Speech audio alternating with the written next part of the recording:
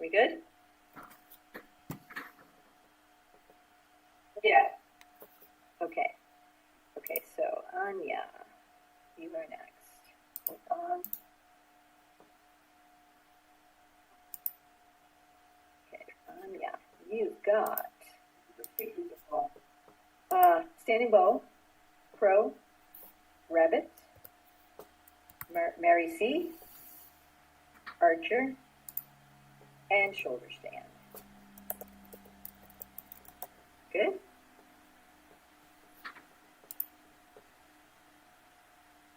Susanna. You guys can hear me? Yeah, you can hear me, yes? Yeah. Okay, Susanna, you've got,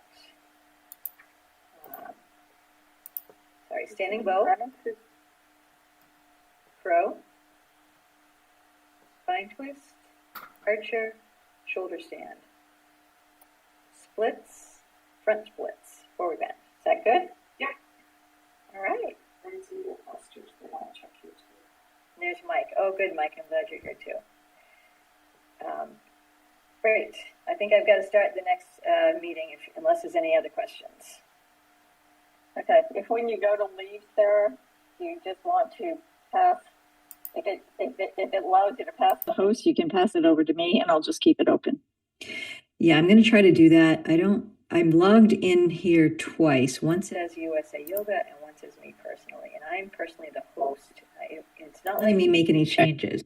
Hi, Mike. Are you hearing it? I don't know if you know anything about that, how I get out. But anyway, I think we're good here. And let's go on to the next meeting. Everybody's good. Don't move your cameras and have a great performance. Okay, can you tell us the next meeting, the link will be posted? It's already posted? It's in the chat. You've got to copy this meeting out of the chat. Did you go in the chat and get this link? Oh, yes. You copy that, and then you can go there anytime and just wait in the waiting room, and they'll promote you when it's time for you to. But make sure the first person who's going is the one whose name is on the Zoom. Wait, what? We have to go to another link? Yep. Now you got to go to the webinar. Yeah, we're doing this so we don't have to do all this while everybody's waiting. So we're doing this, and now they're starting up that, and then you can go in there and you'll just wait for your name to be called. But once you log in, make sure the right person's name is displayed, so that the people who are pulling the athletes up for their next performance have your name right. Because that was a problem. The judges need to know who they're looking at, and they don't necessarily know. So you've got to make sure that your name is in there when you log. You can log into the webinar, then you can change the recording in progress. Okay, so we're staying on this Zoom. Okay. You're going to a new one. You're leaving this one. You're going to a new one. That one. Yeah, we will leave it. Thank you. We'll see you the other right, thanks. Change your camera. This meeting is being go recorded. ahead and bring hot yoga in if we haven't. What happened to Shri A?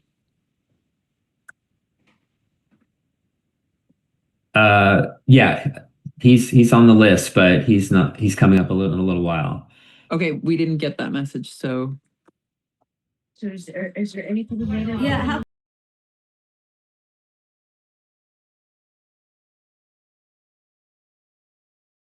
Order. So the boy 9 to 11 withdrew. So Right. There's Sydney and girls 9 to 11.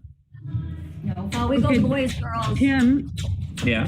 which one is the hot yoga need to be promoted? There's the two of it. I would make them both panelists.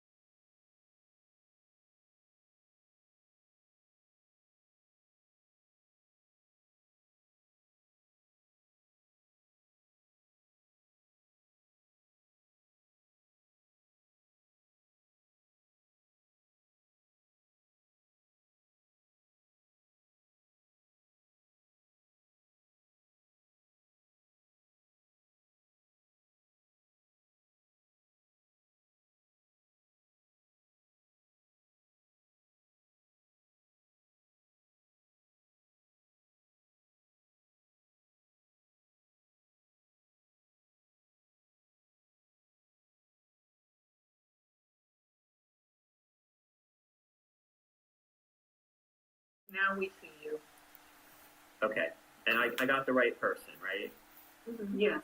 And can I do it again on so I can see us? Oh, we'll be able to see on the big screen here. Or do we need to promote? Will we be able to see everything that's going on our second screen? Or do you need to make us a panelist on our second screen too? This is the device you're going to be using, right? Yes. Okay, that's all that matters. Then. Okay, yeah. Right. But you are sideways. You're sideways, yeah. That's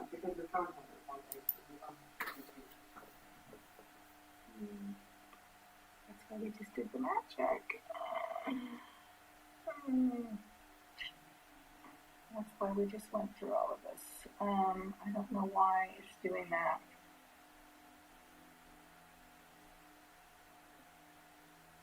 Is that any better? Is that any better? No, you're still sideways.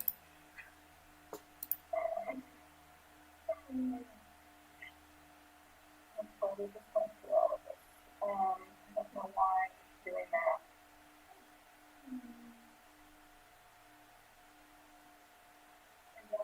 Is that any better? No, you're still Is sideways. your device a laptop or a phone? It's a cell phone. It's the one we just did the math check on. And for me, it's. Go ahead. I was gonna say, what if you just turned the phone? Well, we just did the map check on the phone, so now if I turn the phone, it's going to be a different Well, angle. Let's see. Okay. Can you spotlight them so we can see? Perfect. Working on it. Right. Okay, move your hand, whoever's standing in front of the camera. Sorry, I'm turning up the volume. Okay. Yeah, that looks good. Can you make it a little bit more, I mean, it's actually fine. Could you just push your mat a little? Yeah. Or just pull your mat a little bit more toward the fireplace.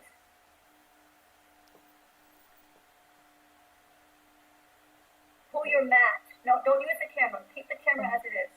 We'll pull your mat just a little more toward the fireplace. Just a touch. No. Oh, I see you're stuck. Yeah, we nailed it down. Okay, that should be fine. Okay, great. Yep, that should be fine. Don't touch anything. Okay. Do you want us to take ourselves off mute until the other You can mute until it's your turn, and then come off mute. Can you leave the video there? Okay, perfect. All right, so we have Sydney, we have Monsi, we don't have Shri A yet. I don't think.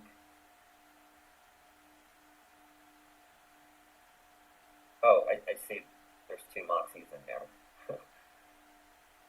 But we have the one with the video, so it's good. And oh no, we have Anya. That's who I just took care of. So we need to promote Monsi. I don't see Monsi. No, attendee now. Yeah, maybe just came in.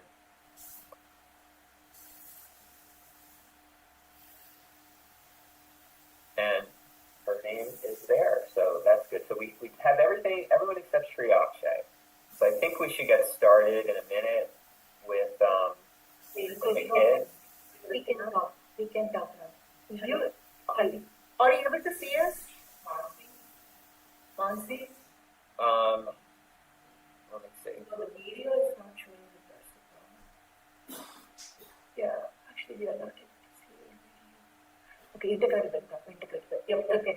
So we have to tell them, Shri Akshay is also here. After Mansi is performed, Shri Akshay will be performing. I see. Got it. Good. Good. We'll change the name. Once Mansi is done, we'll change the name to Shri Akshay. Okay. Perfect. Just don't move the device once it's set up. We don't want you to. So can you change it without moving the camera? Yes, I think Okay. we can change it without moving the camera. Excellent. All right. So then we have all four of our young people. Judges, are you ready if we get started in about a minute?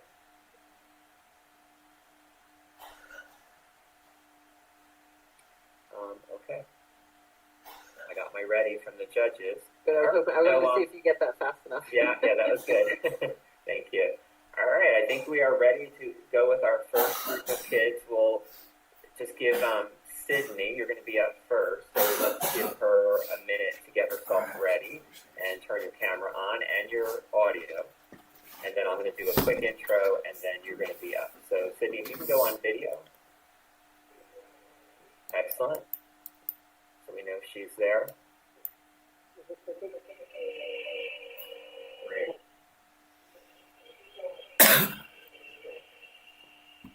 Yeah, so we're actually, we're going to get to you in about 1 minute, so I'm going to do an introduction. So Judy, I'm just going to take her spotlight off, and let's go ahead and if you could spotlight me.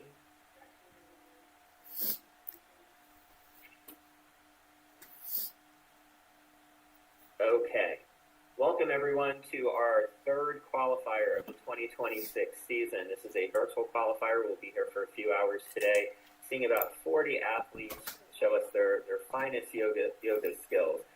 Before we get started, I do want to thank everyone who makes this possible. So we have a lot of volunteers today helping out with the technical stuff and the mat checks. We have our judges, of course, and we'll be talking more about them later, and our coaches, and of course our athletes and their parents, because we're with the kids right now, and their family members who help support them so that they can show us these wonderful routines. So you'll be hearing a lot more from me, and I'm Tim Miserak. I'm on the USA Yoga Board. I'm also a competitor. Not today, though. And you'll be hearing a lot more from me between the athletes, and also I'll have a co-host in a little while. Our reigning world champion, Marcia Hetrick, will be joining us when we get past these first couple of groups of people for the rest of the afternoon. Okay, without further ado, we are ready to go ahead and switch over and spotlight Sydney. And Sydney Winter, representing Florida, will be our first competitor kicking off today's event.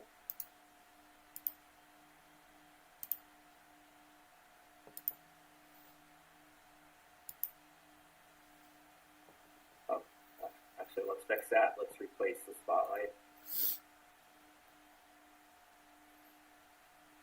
Okay, Sydney, we see you. You can give us a bow and go ahead. You may begin.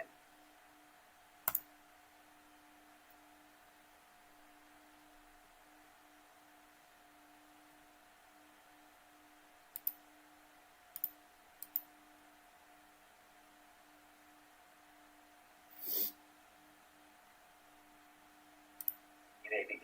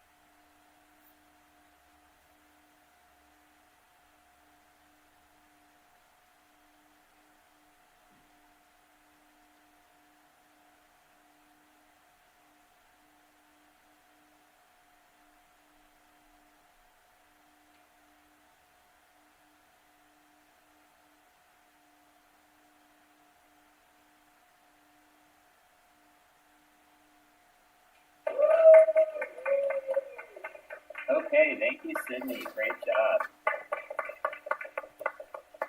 So Sydney got us started really well.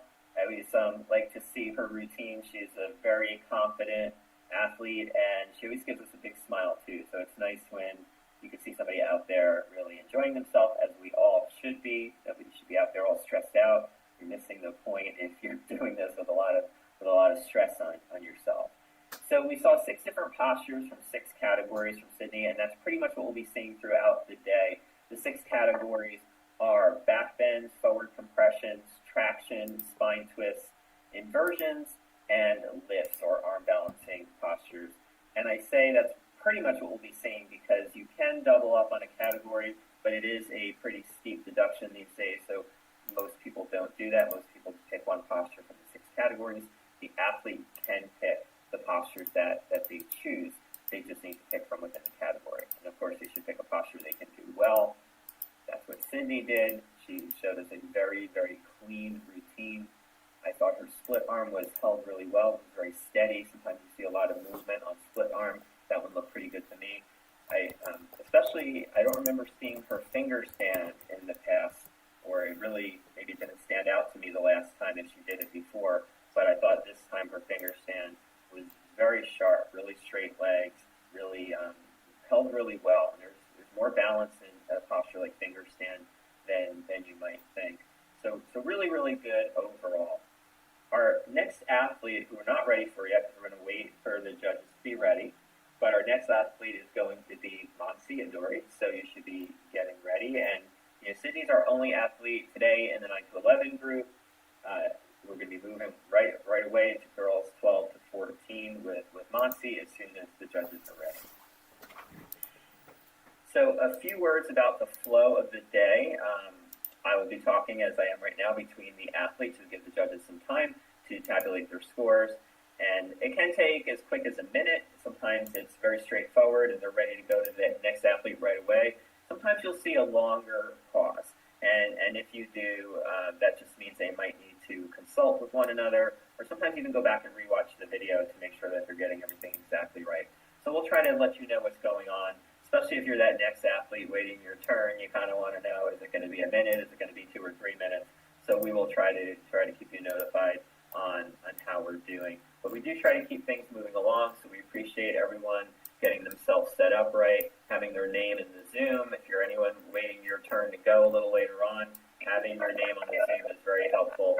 If we can't find you, we can't keep this on schedule. We have to spend a lot of time looking for people. But you guys did a good job.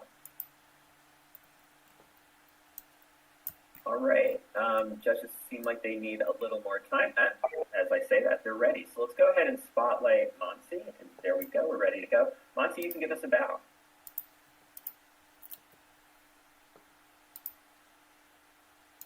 And you may begin.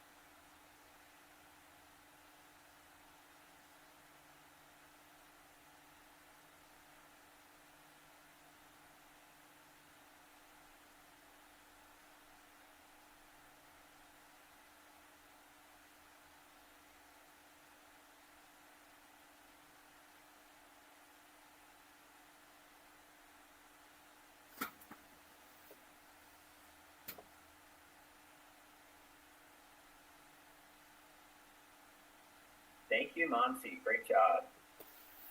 Okay, one thing I forgot to remind everyone is that you should, when you're the athlete that's presenting, you should come off of mute. So as you guys switch over to Akshay or Shri Akshay, you should, when you change his name, also when we say we're ready for you, come off of mute, because the judges also want to be able to hear you in addition to be able to see you really well. So I'll try to remember to remind everybody of that as we go along throughout the day.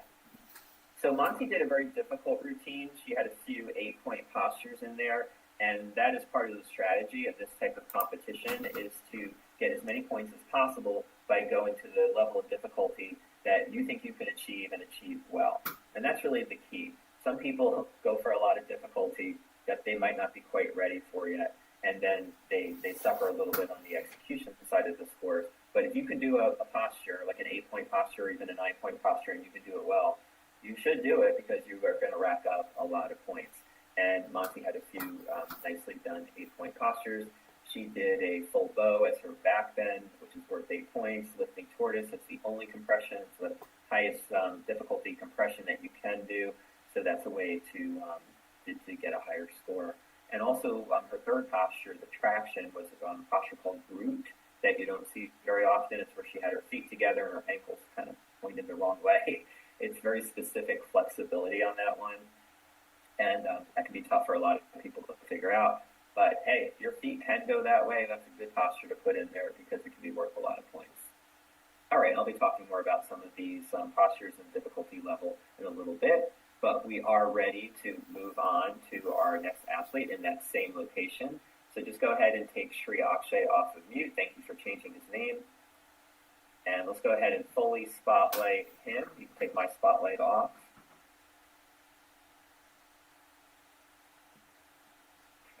Okay, perfect.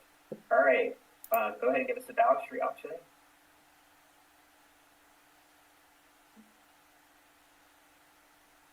And you may begin.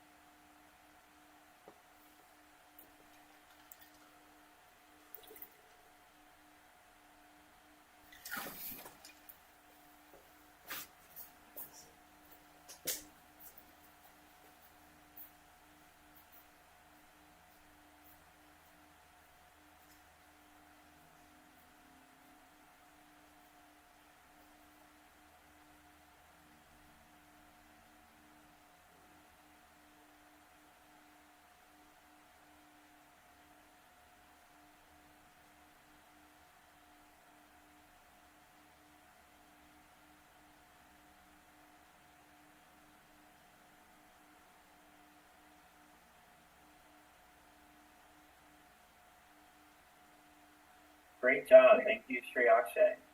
Very nice routine. Done really well with a lot of confidence. So far, I'm very impressed with all of the kids we saw, all the athletes we saw so far. nobody was rushing, everyone was steady, they knew what they were doing. So good job with your training and with your practice. I'm sure you run this routine over many times just because I can tell, like you were definitely ready for today's event. So nice job to everyone. Shri A actually did some postures that we will be seeing a lot of today. Some of the very common postures like rabbit as his forward compression. Thought he did a good job there getting his hips, his upper legs, his thighs very parallel. The archer was very good, a common posture we see. Half moon back bend, first one so far today, but we'll be seeing a lot of those as we go through and get some very nice flexibility there. All three athletes so far did a shoulder stand lotus, and what happens, you'll see in several of the postures, is you can add the lotus to the posture, and that gives it an extra degree of difficulty. For example, a shoulder stand by itself is a 5 out of 10, being the lowest difficulty. But if you can, fold your legs in while you're in shoulder stand to lotus, and that's usually the first posture where you learn how to do that, of course, without using your hands, they're kind of otherwise occupied, then that will bring it up to a 6. So that's what all three athletes were able to do, is get a 6-point posture in as their inversion. Okay, the lifting lotus I thought was also very strong. He just popped right up there, so that was also very nicely done. All right, well, the judges are ready for our next athlete, so that is going to be Mansi Aduri. So let's go ahead and find her and spotlight her. I'll take my spotlight off. No, it's you. Okay. Oh, yeah, Anya Mahesh, right? Anya Mahesh, okay. And Anya, go ahead and give us a bow. And you may begin.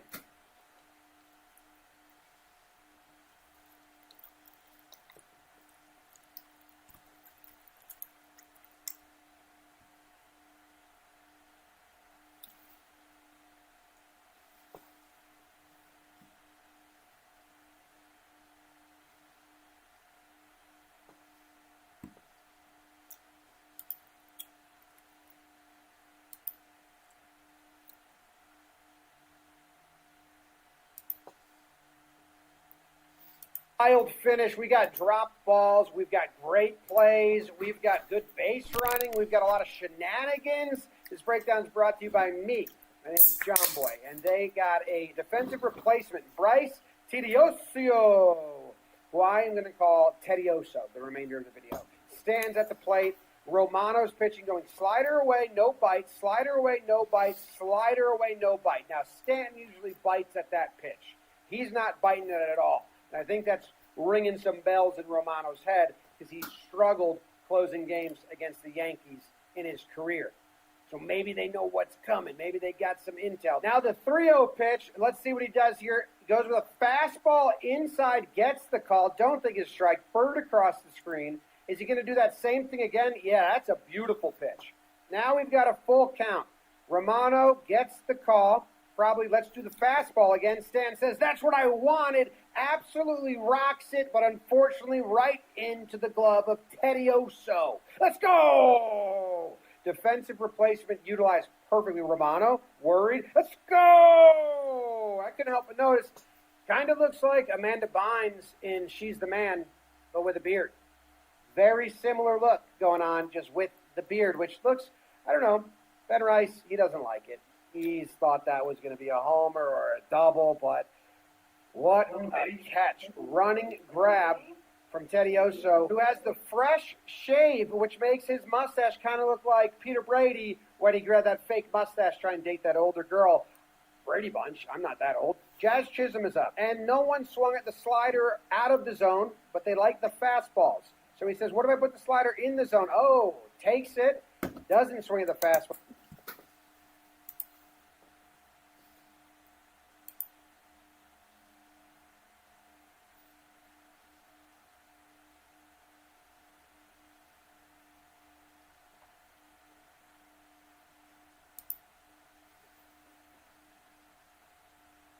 Okay, thank you, Anya. Great job. So, as I was mentioning before, the shoulder stand, you can do lotus with the shoulder stand, makes it work a little bit more. We just saw a very good shoulder stand without the lotus, but it was a very good shoulder stand. And you have to make the decision. It's sometimes by going up on the difficulty, adding the lotus, you might get a lower execution score. So it's always a decision there. Do you go for a really clean posture that might be a little easier, or do you go for the harder posture? I say don't go for the harder posture if maybe that's not a strength for you and it's not going to be quite as clean. The thing I wanted to mention about all these postures is that the timing is very important. They do have to be held for 5 seconds in stillness without adjusting the posture again. So if you do that, we call that resetting the clock, and then you would have to hold it for another 5 seconds. So we have a time judge who is paying very careful attention to that and making sure that each posture is held for that 5 seconds. If it's less than 5 seconds, depending on how much less, you do start to see deductions. I think one of the early postures from Anya might have been really close, so that would be something to watch out for. And I only point that out because when you see your scores come up, if that one's a little bit low, and you'll see a -1 or a -0.5, then that just means hold it longer. And when you practice how long you're holding it and counting in your head, don't count to 5.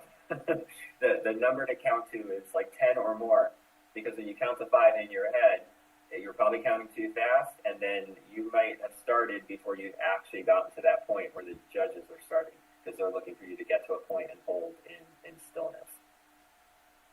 Okay, so that does round out the group of youth athletes that we have today. We are going to transition over to men 65 plus next when the judges are ready. So we're just going to take a brief pause here to make sure we have our next batch of athletes and get them all queued up. So our first athlete and our only athlete today in the men 65 plus group is David Lentz. So have we found him and promoted him yet? Oh, there he is. And the judges are ready. So let's go ahead and spotlight Dave. Falls on another slider in the zone. Dave, Big swing from Jazz. That's a pitch I think Jazz says he should hit. Hits the next one way up in the air. That's going to be the second out. That's going to really help Romano out. Oh, my goodness. They both said, I got it. You take it. The ball falls. Zach Neto and Peraza, crazy. Just a drop up. He says, hey, it's all right. We're okay. Romano will get us out of this. We will not lose because of that.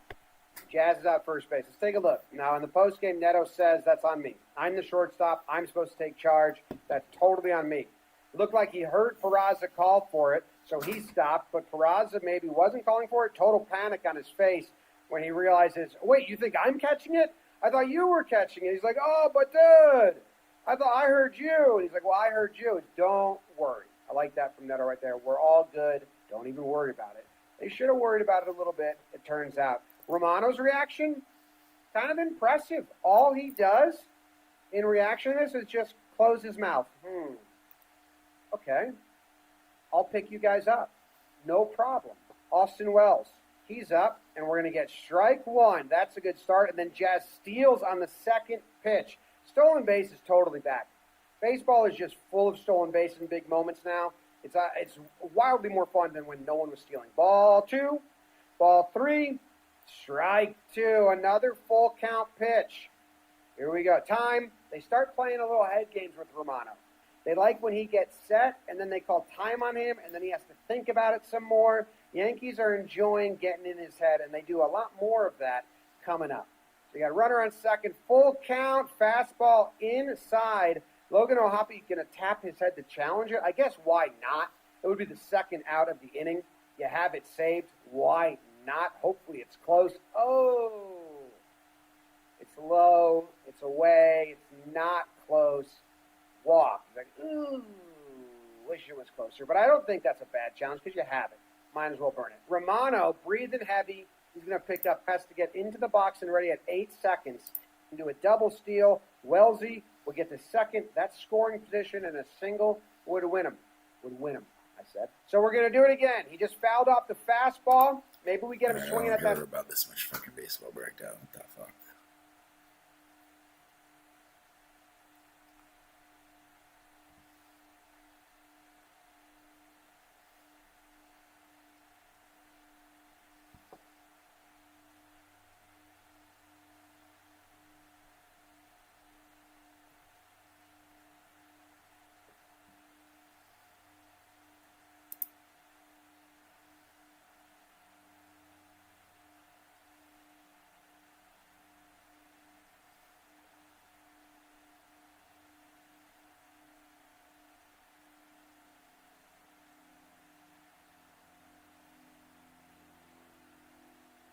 Okay, thank you, Dave. So just a public service announcement, we are hearing some background noises, so if you are not the competitor or not me, then please make sure that you're on mute so we don't pick up those background noises. I did want to compliment Dave on having like the best room, the best background so far that I've seen in a long time. Actually, that looks like a really nice setup there.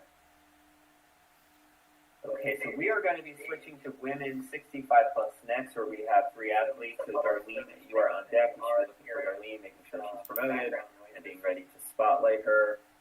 The thing I want to mention, we saw some very strong postures from Dave, but there were a couple Michigan of man charged with manslaughter, fatally shooting one of the teams. He caught breaking his garage, has been bound over his file. You started the posture and you hadn't come out of it. It's typically a balance issue that makes you come out of it. But even like a reset on the grip or something technically would count as a second try. So when you have a second try, the way the rules work is that you are now only going to receive, if you are successful on your second try, half the credit. So you are really losing half of your chance for points when you have to do a reset. So it is a very costly error, and Dave had a second try in his crow. It's nice to see that final crow because it's a very nice crow and a very strong position that he held for a very long time.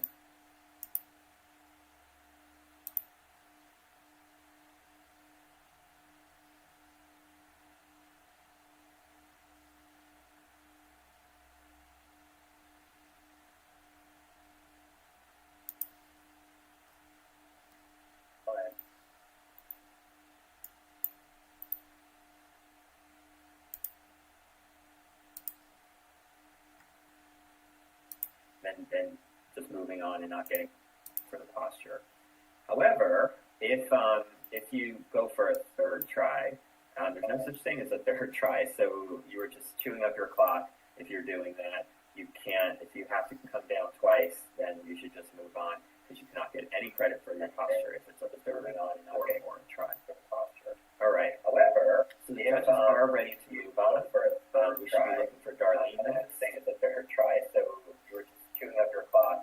If you're doing that, you can't. If you have to come down twice, then you should just move on. You should not get any credit for your posture. I think we have our other competitors ready to go in this group. Have we found Darlene yet? Try for Darlene. Saying it's a third try. So chewing up your clock. If you're doing that, and so Uta, could you go on mute until we're actually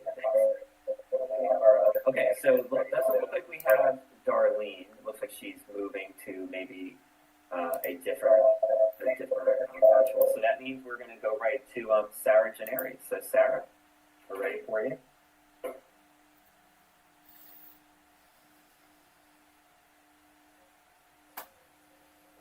You can give us a bow. Can you tell me it again, please? Yeah, I was just waiting for the bow. Oh, okay. Okay. Sarah Gennari. So Sarah, we're ready for you.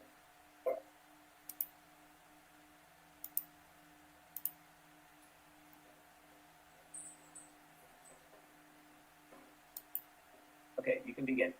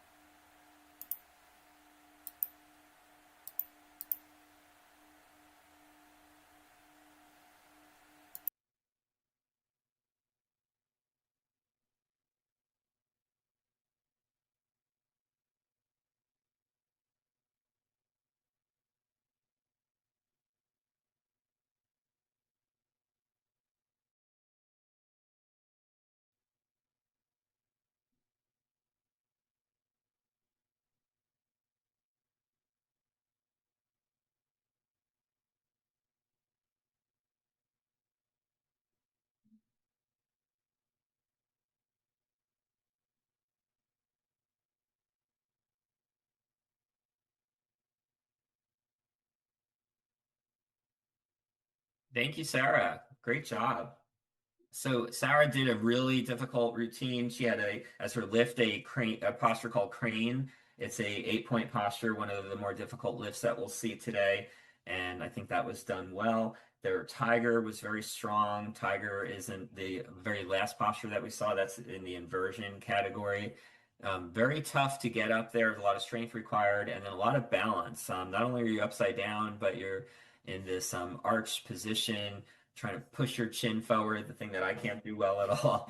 And it looks difficult and it is difficult. So there are some postures that are difficult, don't look it. I think Tiger is an example of it's just as hard as it looks.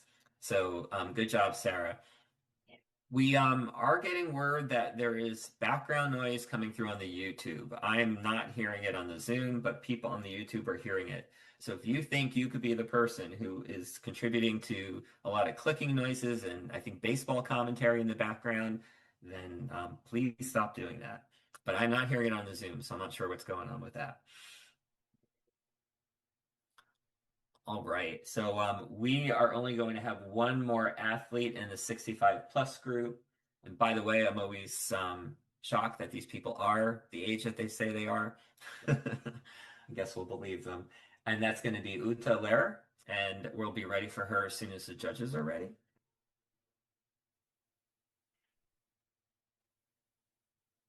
And then we'll have a brief pause again to get ready for our next group, which after Uta goes, that will be the women 50 to 64. All right, so we are only going to have one more athlete in the 65 plus group. Yeah, that's you, Sarah. I'm always shocked. Yeah, the YouTube's on a delay, so that's what we were just hearing there. So I just muted. Thanks, Sarah. Yeah, so we'll go to women 50 to 64 after Uta. And it looks like the judges are ready. So let's go ahead and spotlight Uta.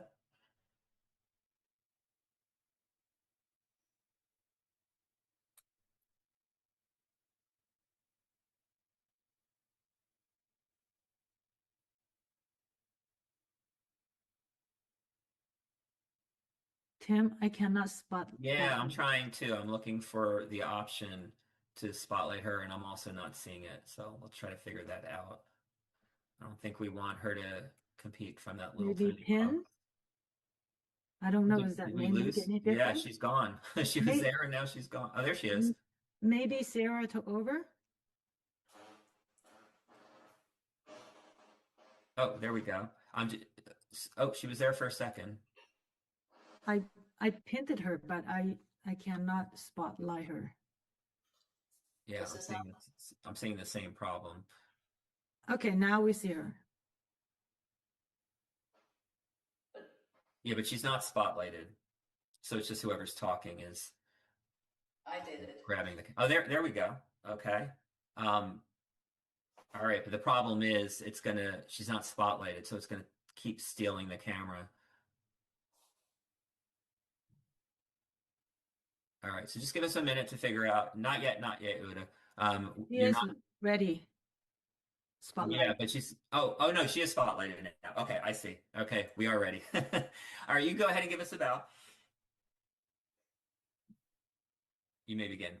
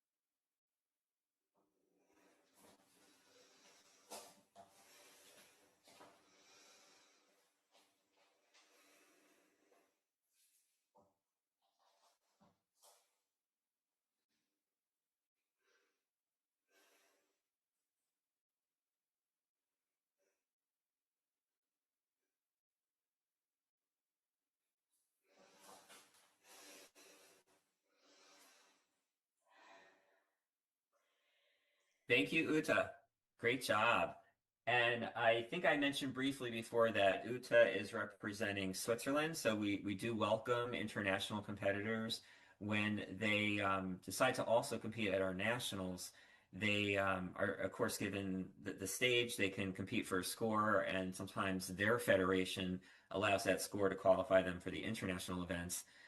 But we don't award a medal, so that's the only thing is we reserve the top three placements and the medals to the people representing the United States.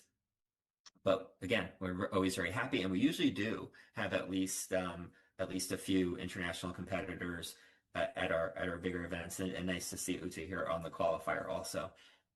So both Uta and Sarah did a crane as the lift, and I talked about that a little bit, and also upward stretching. So those were the first two times we saw upward stretching in people's routines, and both were performed very nicely. That is a tough posture. I think that might be one that looks easy, but it isn't.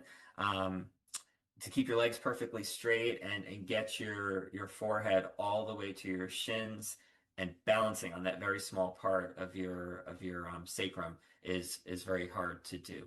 So nice job all around there. So we are going to have, like I said, a little bit of a pause now to make sure we have our next few athletes as we transition over to women 50 to 64.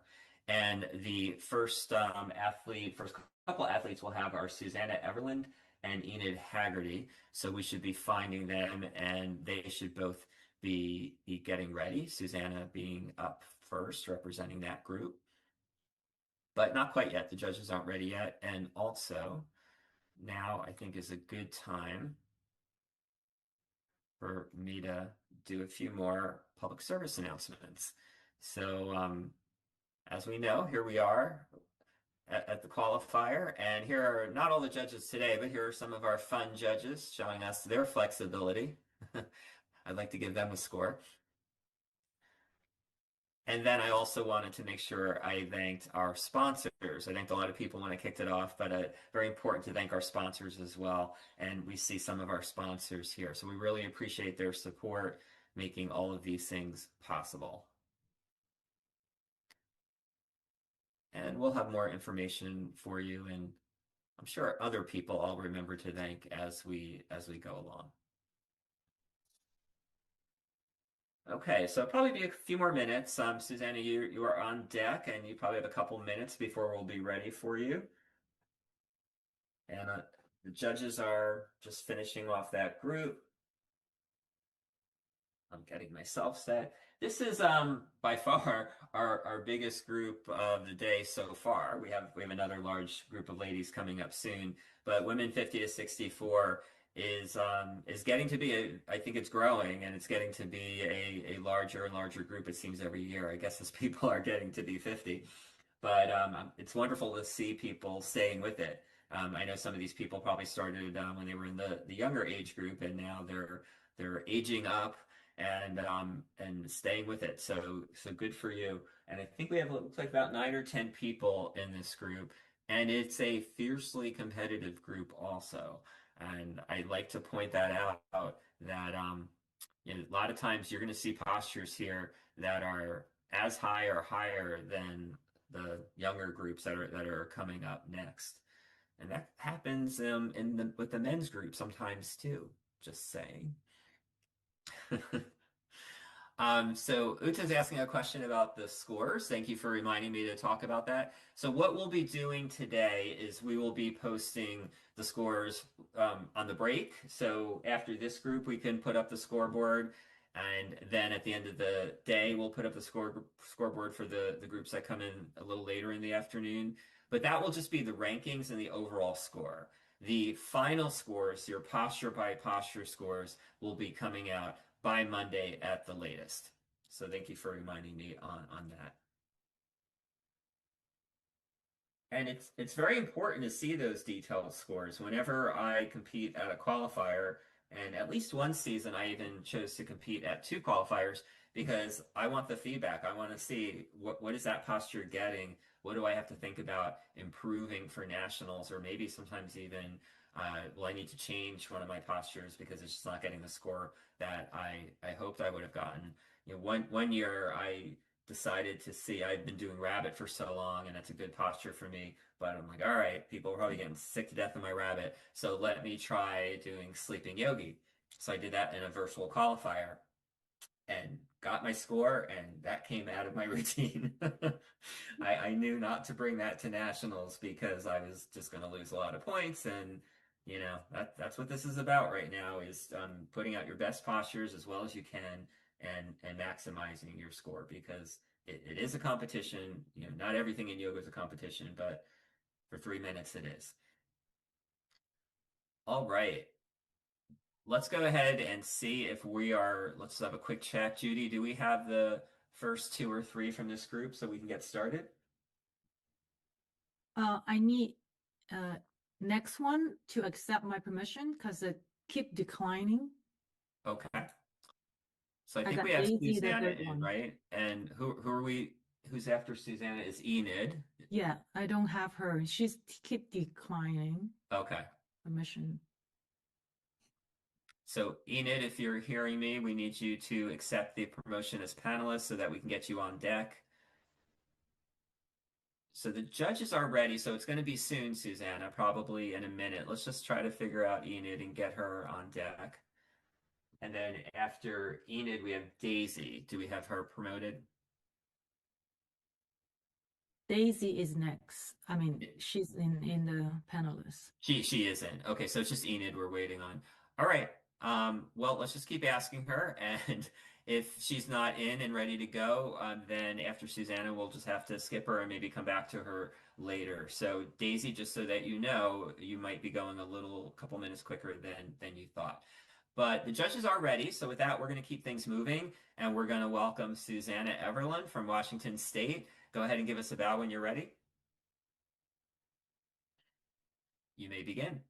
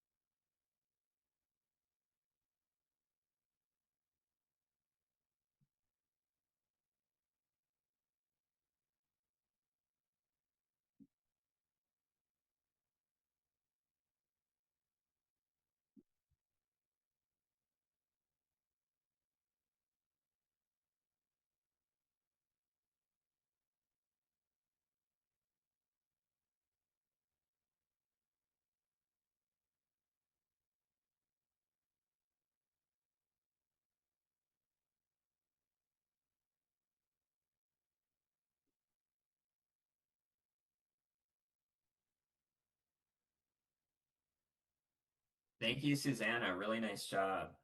Yeah, you should celebrate.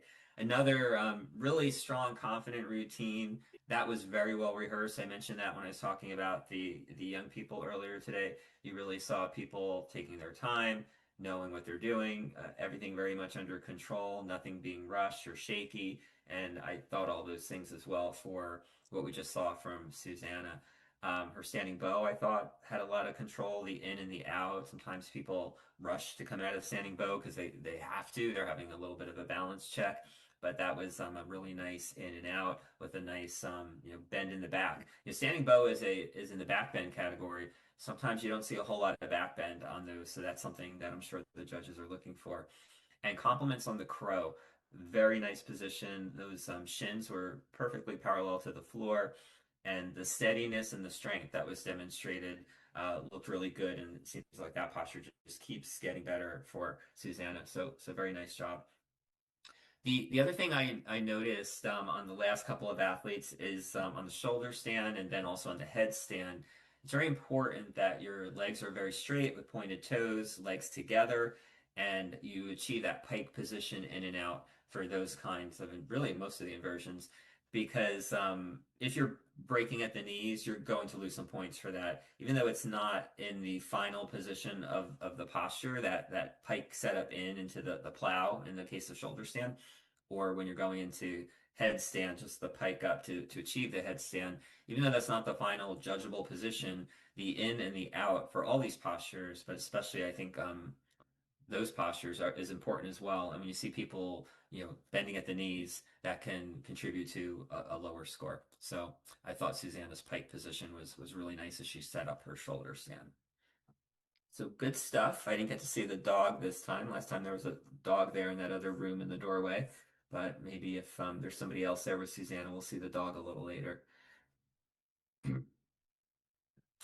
All right. So our athlete on deck now is Enid Haggerty. So she should be getting ready. And as soon as the judges are ready for her, we will go ahead and get her spotlighted. And then after Enid, we'll have Daisy Oliver. So you will be on in a 5 to 7 minutes, somewhere in there. Looks like we have Daisy as well.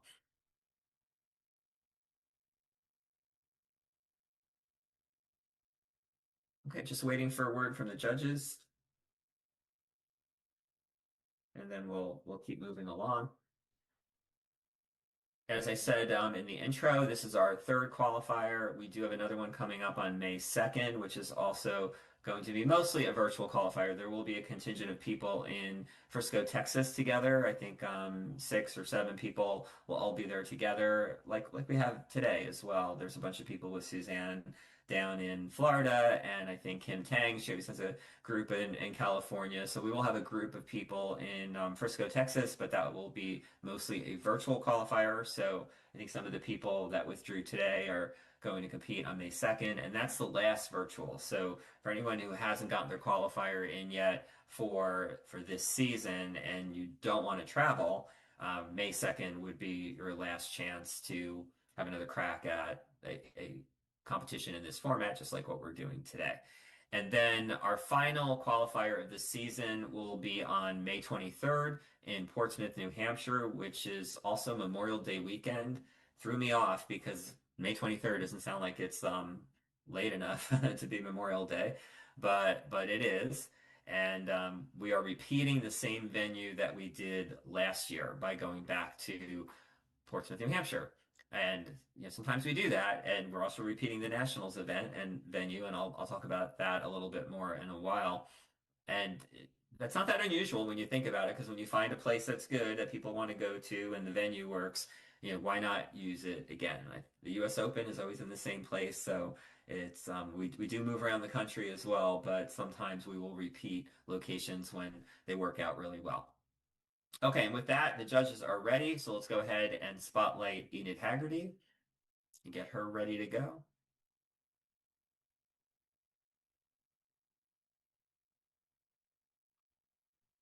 Somehow I don't see the spotlight her. I'm only able to pin her. Yeah, that's happening again. I see what you mean.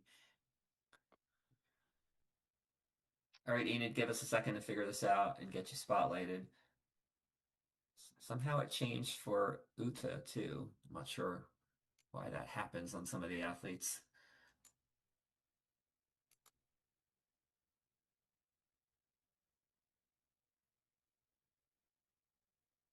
Oh, okay, and there it is. So Enid, if you could take yourself off of mute, please. If you could unmute your device. Oh, there, somebody did it for you. Perfect. Okay. You can go ahead and give us a bow.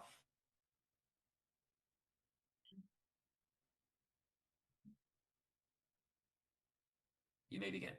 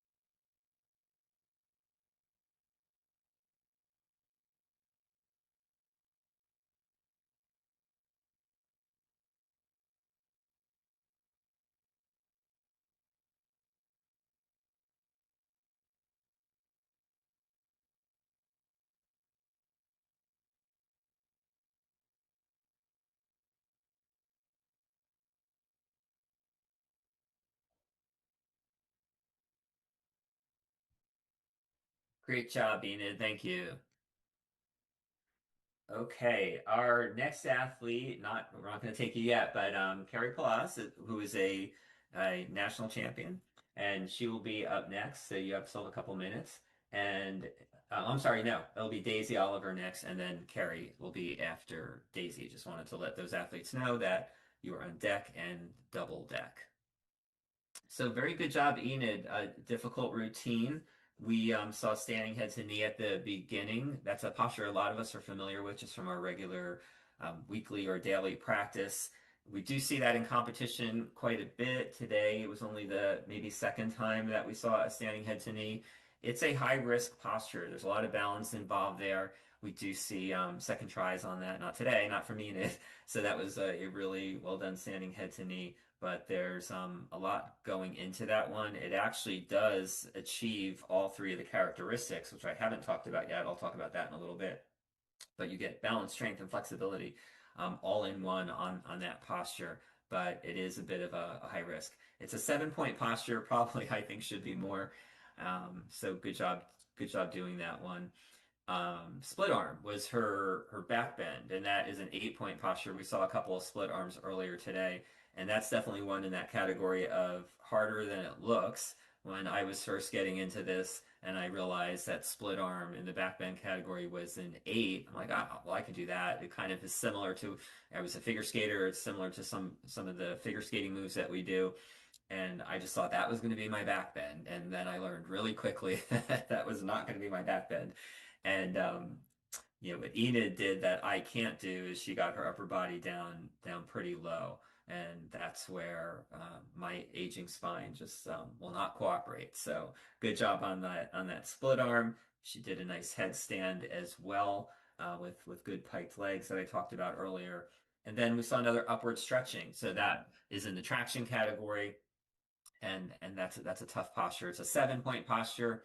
And what I often see on that one is getting the score. So when you get like in the upper 8s or a 9 on upward stretching, then you really did something big there, because that one is a hard posture for whatever reason to get a really high score on.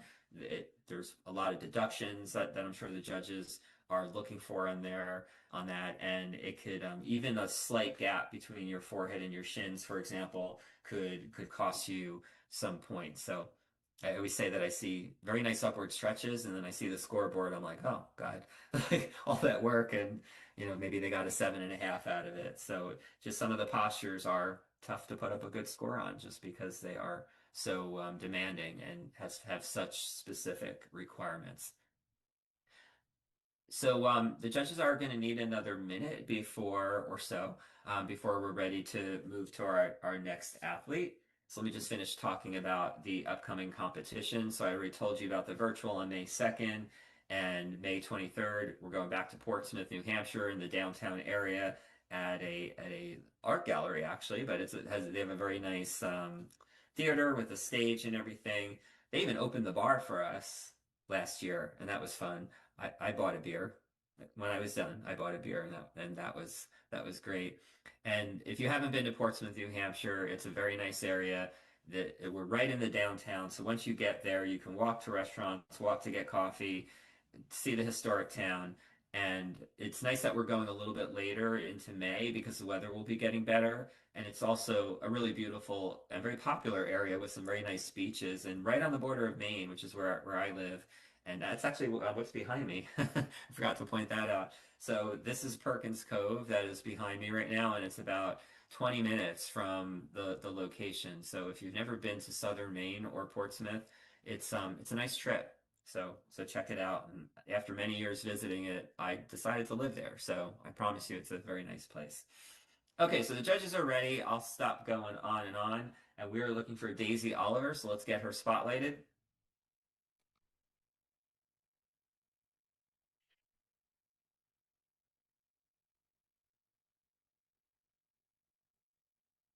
And Daisy, can you put your camera on and come off of mute?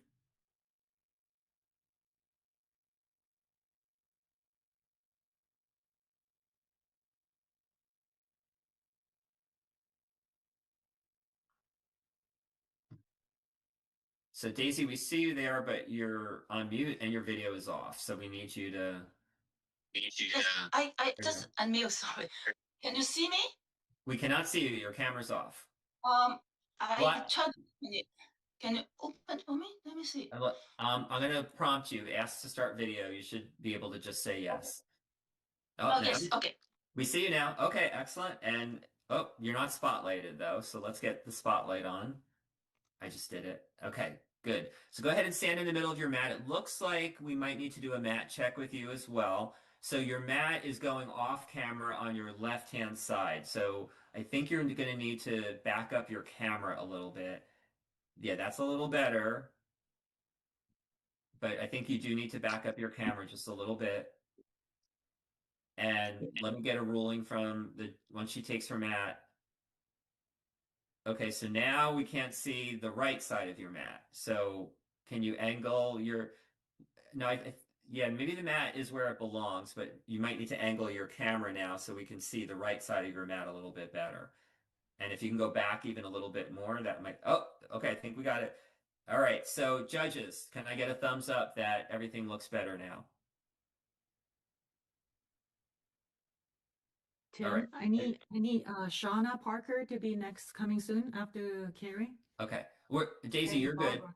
Yeah, all right. So Shauna Parker, we need you to we need to find you. And Daisy, you can go ahead and give us a bow. Okay, you may begin. Everything looks better. Tim, right. I need Shauna Parker to be next coming soon after Daisy, and you're good. Barbara.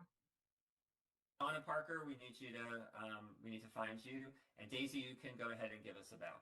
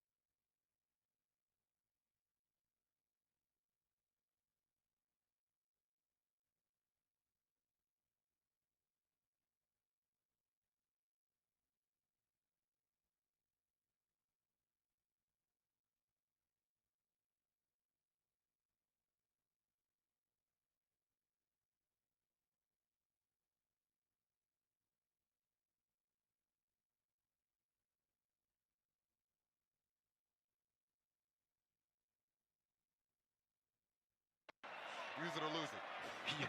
The old use it or lose it. Approaching a minute to go. And a double ejection. Scott Foster sending both Devin Booker and Draymond Green to the showers. Okay, thank you, Daisy. Nice job.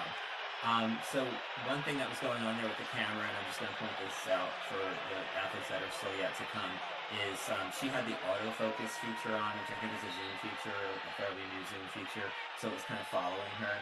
Make sure that is not on. I think it kind of did a good job, and the judges hopefully were able to see her full postures and she was in full view.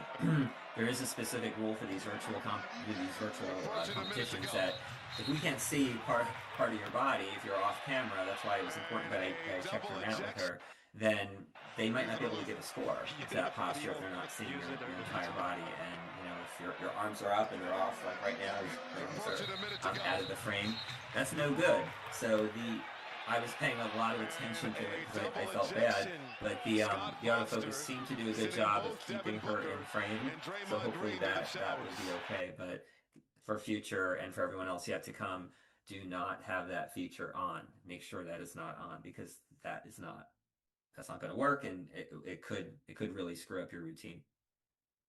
All right, so Daisy did a couple of different postures that we haven't seen yet, like stretching posture with retraction. I'm happy it's done. And somebody needs to go back on mute. So that was a good stretching posture. Good job on that. And I think Daisy overall showed a lot of flexibility. And at the end with that lifting lotus, which we already saw a few of those, and I think we'll see a few more. that was showing some really good strength also. All right, so the judges are still working on her scores. Just to remind Carrie Palas that you are on deck. And then after Carrie, it's going to be Shauna Parker, who I think Judy was working on finding. So hopefully you found Shauna. Yep, I see Shauna there in the attendees. So we just need to get her. I'll go ahead and promote her. Hopefully she accepts it. Okay, looks like Shauna's coming in as panelist now.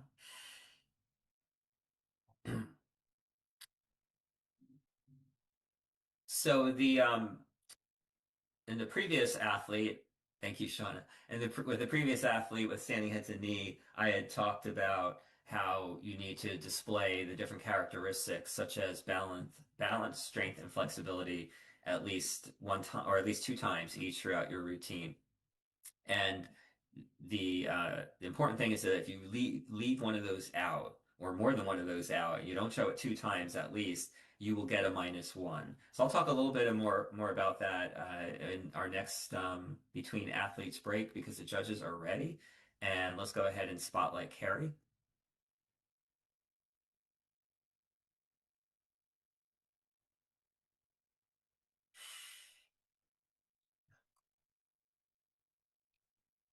I saw her before. Do we have Carrie? I can't spotlight her somehow. Okay. Okay, I got it. All right. My computer doing a trick to me.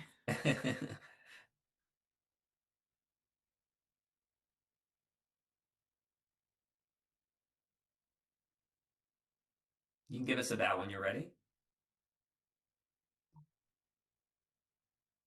You may begin.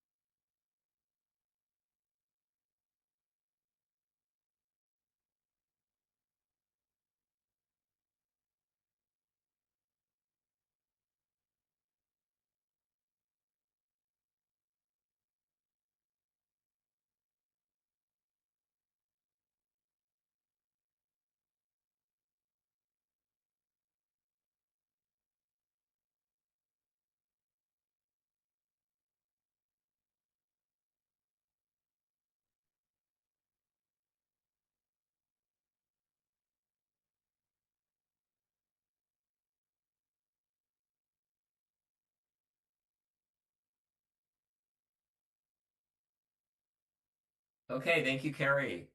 Wonderful routine. So as I think I mentioned before, Carrie is a many-time national medalist in her category, and I think you can all see why. That was a very strong, powerful routine with a lot of good difficulty in it. She started off with full bow as her back bend, which is an 8-point posture. The tiger, I think tiger should be more than a 7, but it is a 7 on the difficulty scale, and she did that really well. Really good arching her back, and really showed that back bend that you need to display some back bend in tiger, and she had a really beautiful back bend in her tiger.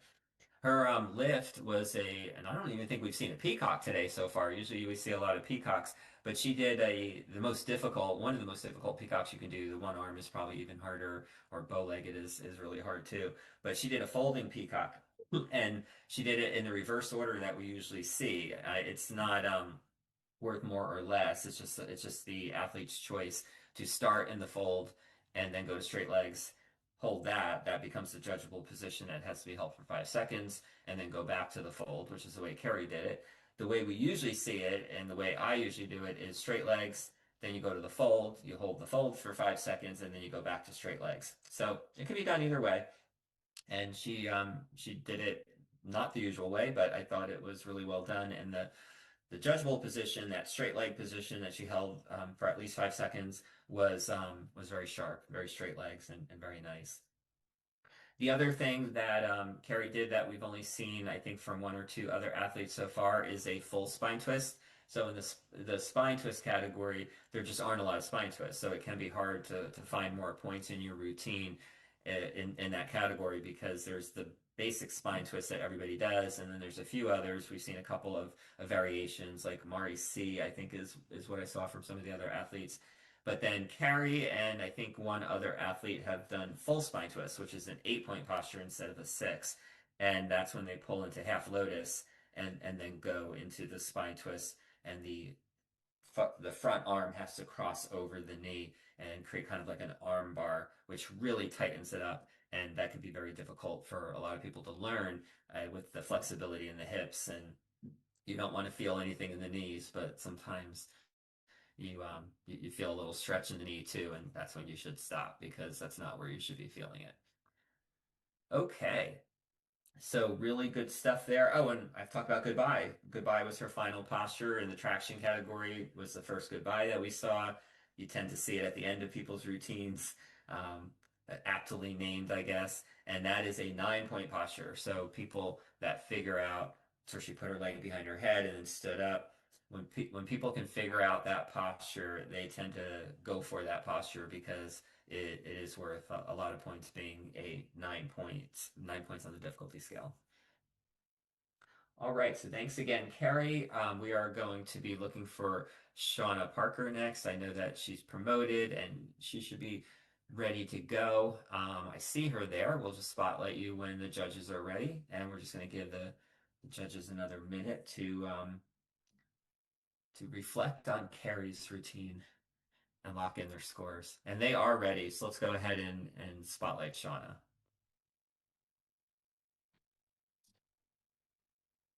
All right, it's up. Okay. Sure. Okay, then. Shauna, we see you there, so you can go ahead and take your mat and give us a bow when you're ready.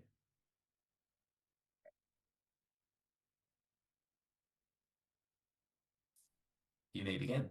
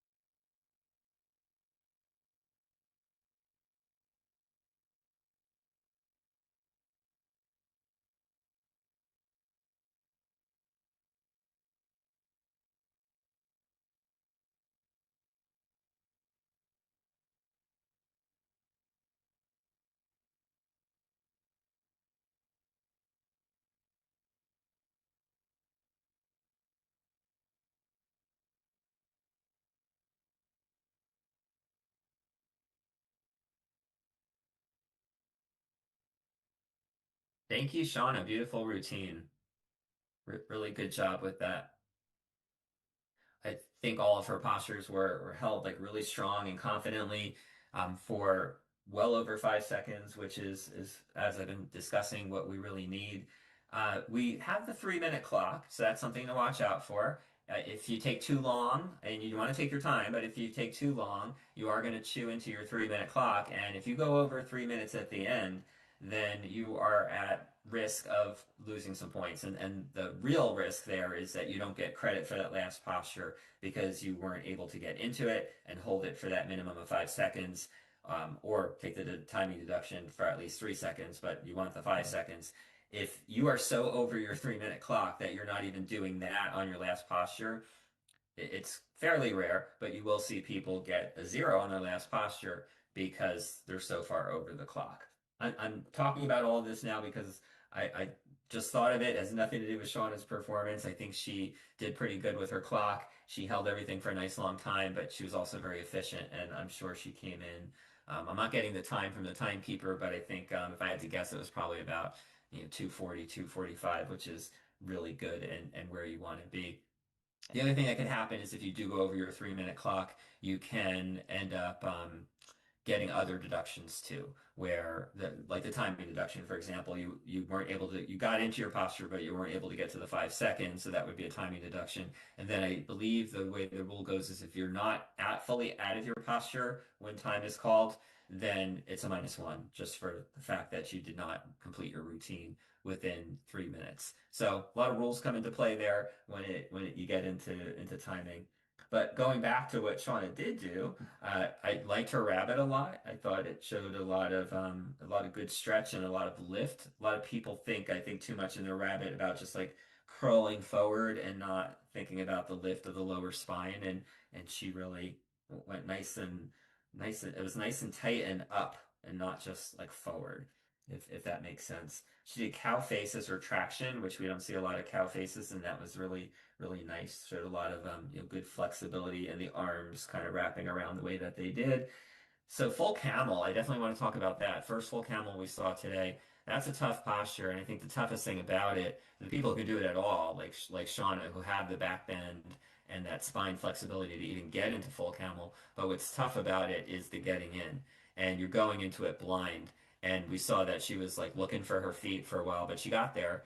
And I think that's what probably, I have never even tried it, but for the people who do full camel, that's probably what the big challenge is in that posture is finding the grip. And then what I tend to notice is once people get the grip, they're usually fine. But getting that grip is the tough part for sure.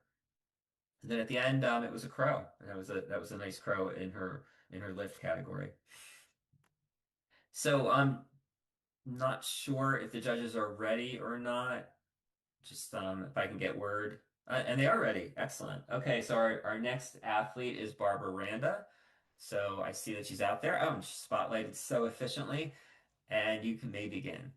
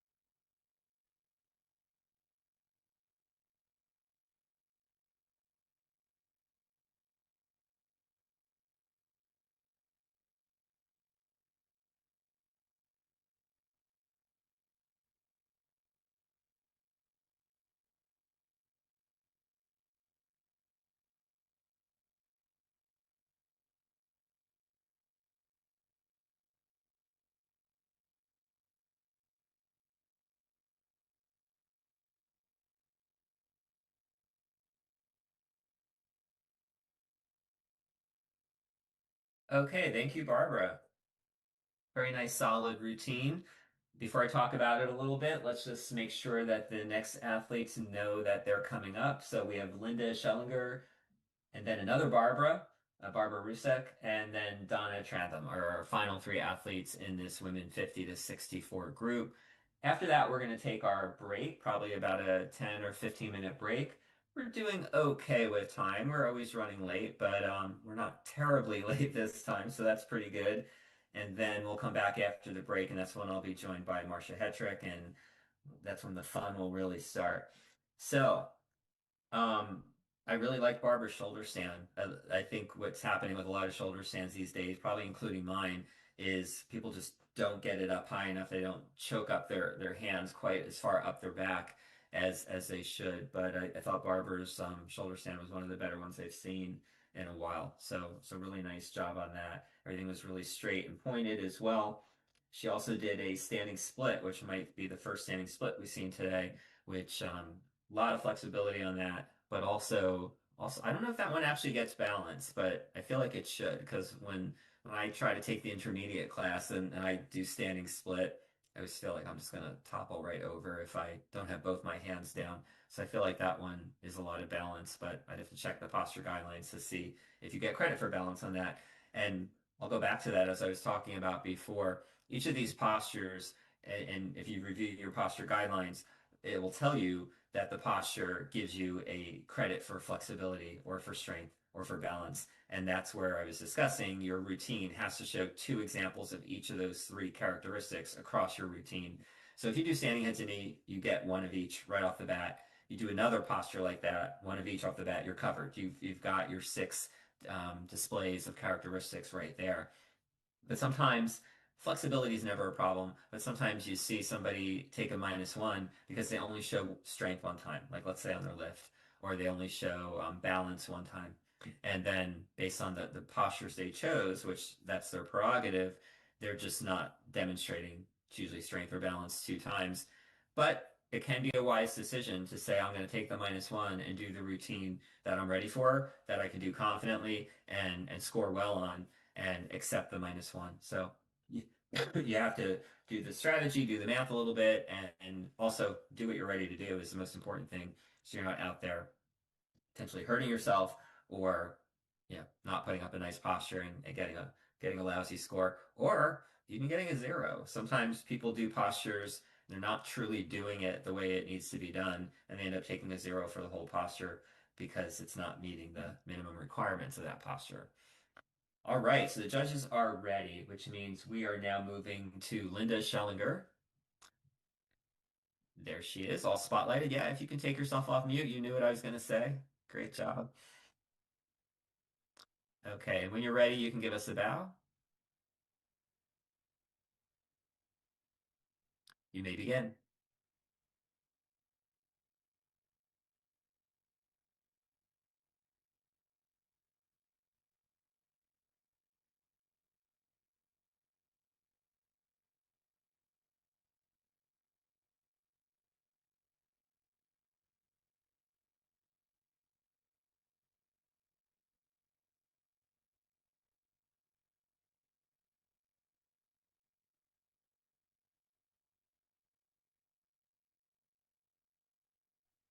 Linda, I'm sorry, could you stop? The judges are having an issue. I think they're having an issue seeing you. So can you just hold on for 1 second? I'm really sorry to interrupt your routine like that. So can the judges let me know what the issue is? Is it the blurriness? Okay. Yeah, Linda, it looks like you have maybe the blur background on. Oh, Yeah. So if you could remove any background, you should have no background. yeah, I should have no background. Let me go to settings real fast and Okay. let's see Yep. what happens. Portrait lighting off, maybe? It might be that you chose the blur option for background, but give it Okay, a couple of tries and then we'll put you back on your mat and make sure. You know what? It actually says none on my backgrounds. So, I just make the change. I'm not sure is it working. Can you check Yeah, it? go back to your mat and we'll okay. do a quick mat check. It's starting to blur again as soon as you get to that spot. I guess it doesn't work for me then. maybe can you like readjust, like take a minute to readjust? Maybe it's where that light is, that overhead Portrait light. lighting, it might be a setting called portrait lighting in her settings. Yeah, let's see, on portrait lighting, I have HD video, not portrait lighting. Let's see. Portrait lighting. Let's see if that helps. Found it. Okay.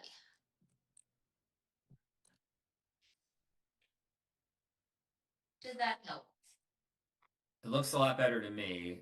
Thumbs up from the judges. Yes, that's good. Okay, and Lynn, should she start over? Yes. Okay, so you got to warm up that first posture, but we need you to start from the very beginning. And when you're ready, you may begin.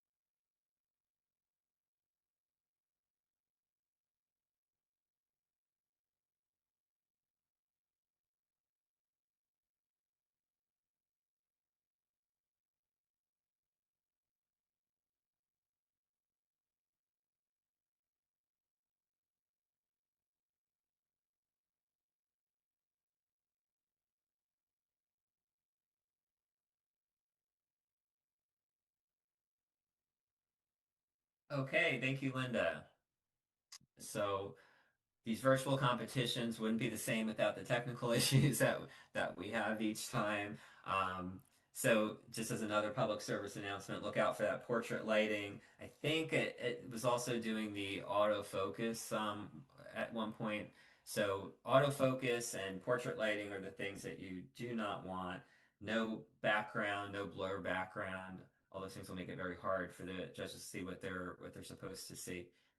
So we're getting better though. Some of these virtual competitions, and I should compliment everyone. I don't know if we've had a problem with anybody putting their name in their Zoom name. And last time that was very difficult finding people, and that's going really, really well today. So good job on that. But just some of these other Zoom features we need to look out for. Um, I used to be better at Zoom, to be honest, but my company now is switched over to Teams. So when I'm on a Zoom, I have to like relearn everything and try to remember all these features, and I'm sure they're changing all the time as well. Okay, so Linda did a couple of pretty hard postures there. She was going for crane. She had to reset a couple times. So she moved on, which is the right thing to do because you only get a second try. But crane is a very tough posture, and I think crane and I'll crow as well. Like I like crow. I can do a crow, but I always worry about that getting into it moment, that balance of achieving the posture or initiating the posture. So she had a little trouble with crane. I'm sure that's gonna get better and be ready for nationals. Headstand was really good. The hiking position in that was great. One comment I would say is on the way down, just like don't break at the knees until you feel your toes touch, and that will just that'll just really make that score even a little bit better. But overall, that was a good headstand. Okay, so that was Linda. Our next athlete is going to be Barbara Risek. And I'm waiting for the judges to let me know when they're ready for Barbara. And then, so Barbara, you should be getting ready. And then our final athlete in this group, and then we're going to take probably a 10 or 15-minute break, is going to be Donna Traham. So you should be getting ready, Donna, to be on in about 5 or 6 minutes. So we have Barbara ready to go. The judges are not yet ready. So Barbara, give us another minute. And I'm waiting for good to know you're there and ready for Barbara. And then, so Barbara, you should be getting ready. And then our final athlete in this group, and then we're going to take probably a 10 or 15-minute break, is going to be, okay, the judges are ready now. So when you're ready, Barbara, go ahead and give us about 5 or 6 minutes.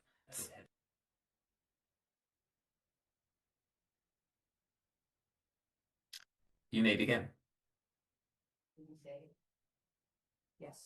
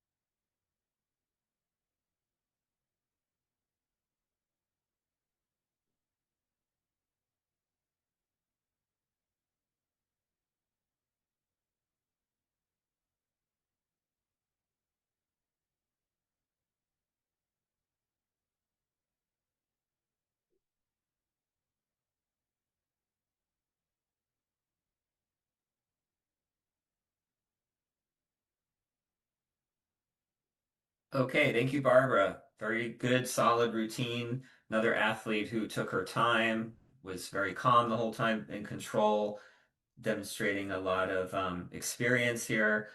The crow, exactly what I was saying, and that's what happens on my crow. I always get it on the second try. So if I'm just practicing my yoga and I do a crow, the first one comes down and the second one goes up. So that's why I don't do crow on stage.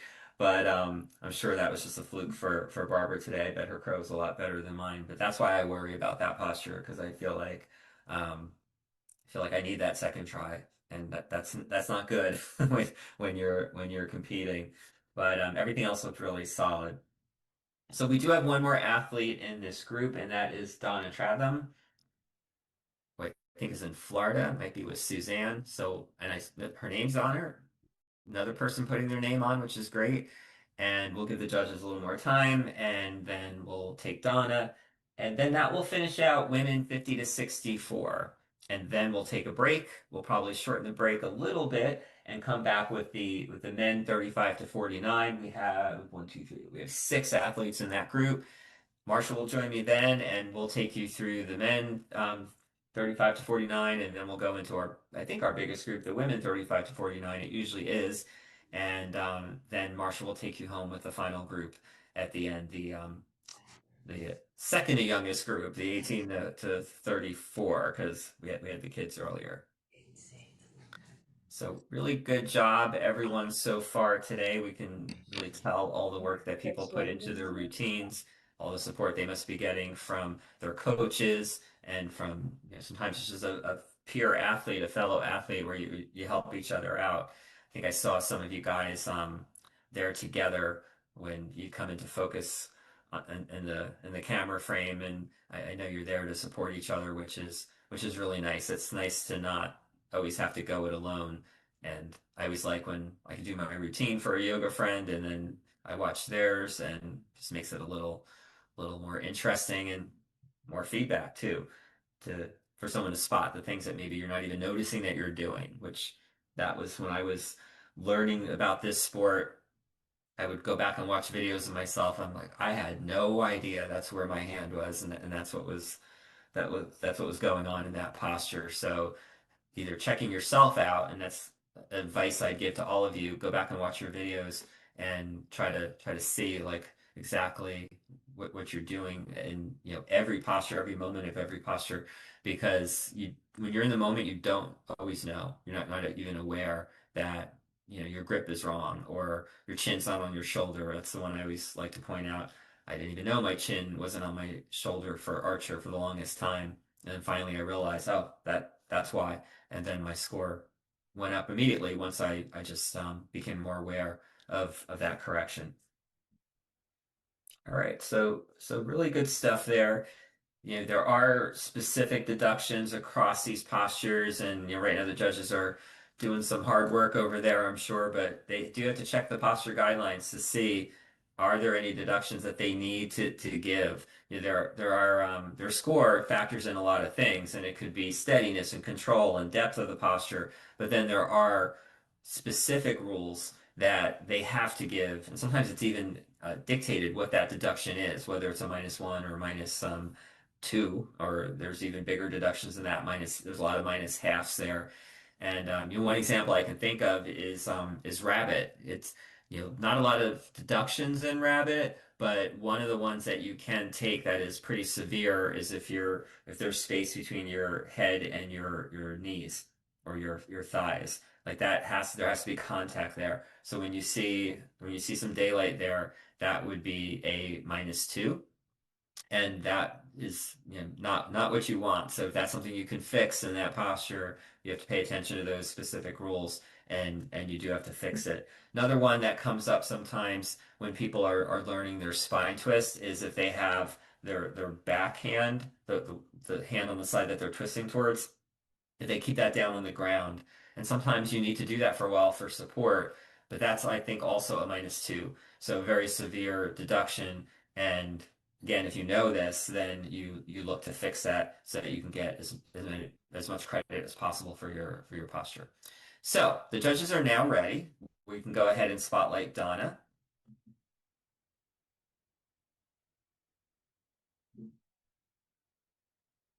Yep, take her off of mute. Okay. All right, Donna, you can give us a bow, and you may begin.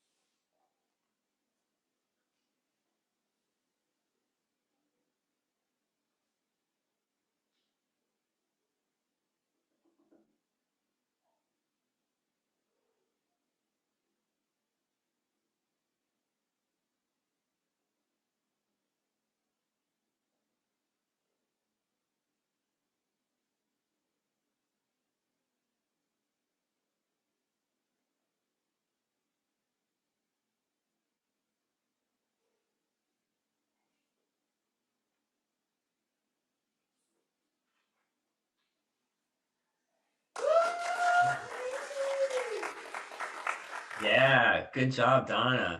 Good to hear that enthusiasm from her peers that I was talking about just a little while ago. So, very nice job. Some really sharp postures there. Another person that you can see is very well trained. Her headstand at the end, I thought was exceptional. Really held it for a long time. Very perpendicular to the ground with pointed toes, straight legs. I'm not finding. I think it'd be hard to find a lot wrong with that headstand. So I thought that was really well done. The half moon back bend at the beginning was showing some really good stretch and depth, which was wonderful. And I really liked the lifting lotus and how she gave us that smile too. So we started off this afternoon with Sydney in that group, one of Suzanne's people, who gives us some really nice smiles during her postures, and Donna continued that tradition. So I think Suzanne must like require it. If you don't smile during these postures, she's gonna make you do them 50 times more. So really good stuff. Thank you, Donna, representing Florida down there. And we are going to take a break now that that group is over. But I'm going to check in with the judges on a couple of things. First, how long of a break do we want to take? We are exactly 30 minutes behind schedule, which is fine. That's kind of ahead of schedule for us. But then also, I think we want to put up the scores for these groups when you guys are ready. So, Lynn, if you wanna, when you get a chance, let us know what you want to do as far as break goes, and then when we'll be ready to post the scores or the rankings, really, just the rankings.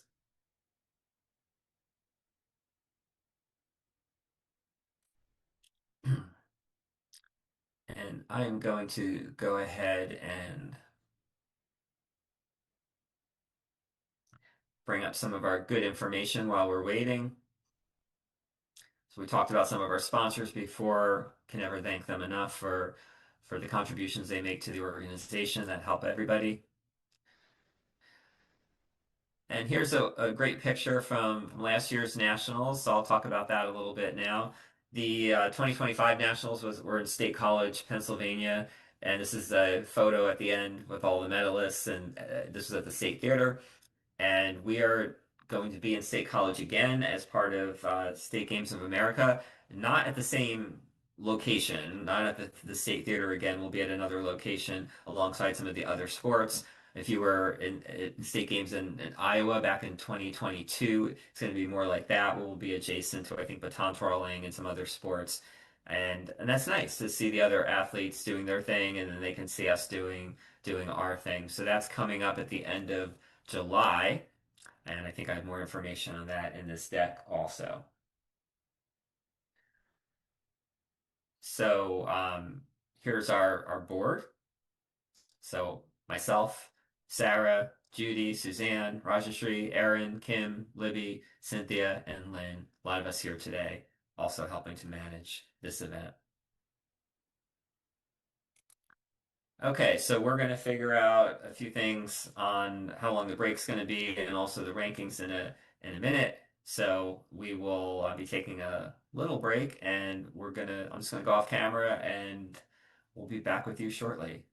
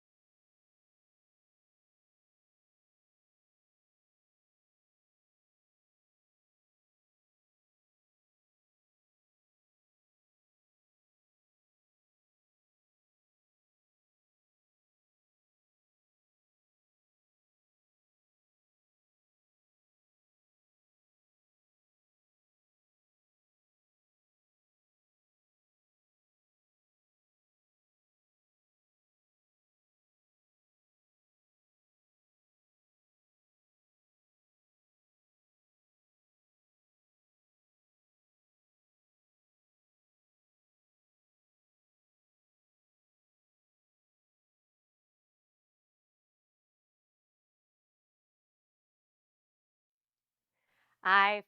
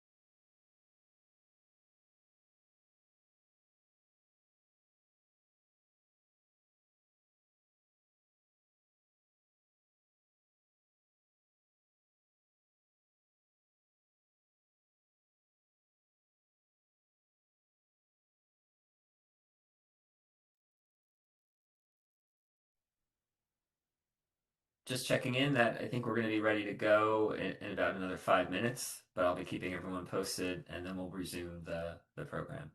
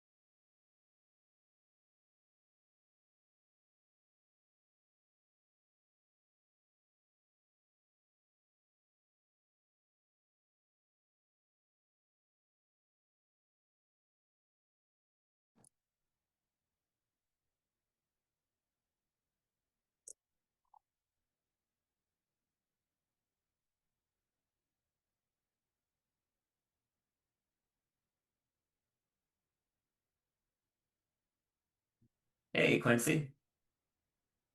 All right, before we get started again, I'm going to make one of my public service announcements that if your name, the name of the athlete, is not in your Zoom name, then please set that up. So like right now, I know Quincy is Quincy because it says his name right there. Plus, I do know what he looks like. So make sure that if you're an athlete, your name is there. If you're having trouble with that, you're gonna have to let us know in the chat. We're also looking for some of our competitors for this upcoming group to promote them to panelists. So please raise your hand if you are having trouble getting into the Zoom or as a panelist, so we can get you set up and get you ready to go. Because we are missing several of the men that are coming up in this next group. And we are going to be starting with men 35 to 49 as our next group when I kick things off.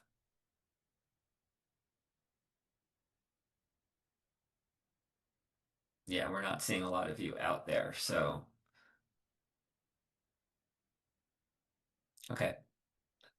Judy, I see Bruce is there, so you could, and Lee, his name in the Zoom is Selden. So we can go ahead and promote them. But it looks like we are missing John, George, and Michael so far. There is somebody out there called Unity Vinyasa Yoga.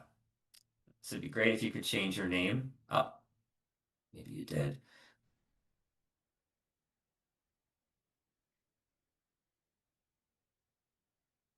All right, and I don't see John, and he is our first athlete. So Quincy, you might be first just because we're not finding John. Hopefully we can sort this out as we get ready to get started. Okay, so I'm hearing that Unity is Michael. If you guys could change your name, that would be great.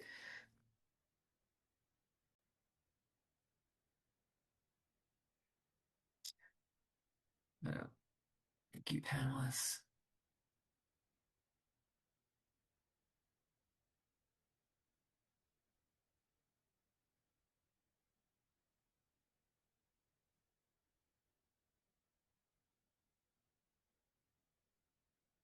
All right, I changed Michael's name for him.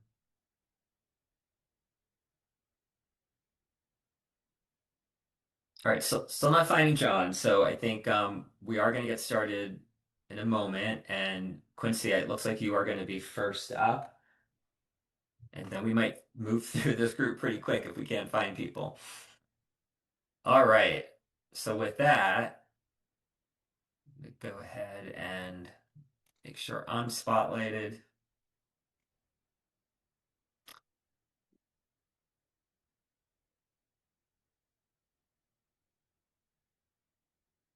And spotlighting my partner in crime for part of the afternoon, Marcia Hetrick, our current world champion and national champion. So welcome, Marcia. Thank you so much. Great to be here. Yeah, and I know you've been watching some of the athletes. What do you think so far about what you've seen? It's been everybody looks really well rehearsed. It looks like we've had quite a few people that are, taking it seriously in training. And Awesome. I don't know, I've seen like some really great smiles and great results so far. Yep, I think so too. Great. So, Marcia and I are going to be talking between the athletes, and we are just to keep the program moving. We're going to go ahead and get started with that. So, we have a triple spotlight going now. This is cool. So let's go ahead, and I know the judges are ready. So we are going to start with Quincy, and if we can find John in a while, we can circle back to him at the end of this group. So let's get just Quincy spotlighted, and he is. You can give us a bow when you're ready. And you may begin.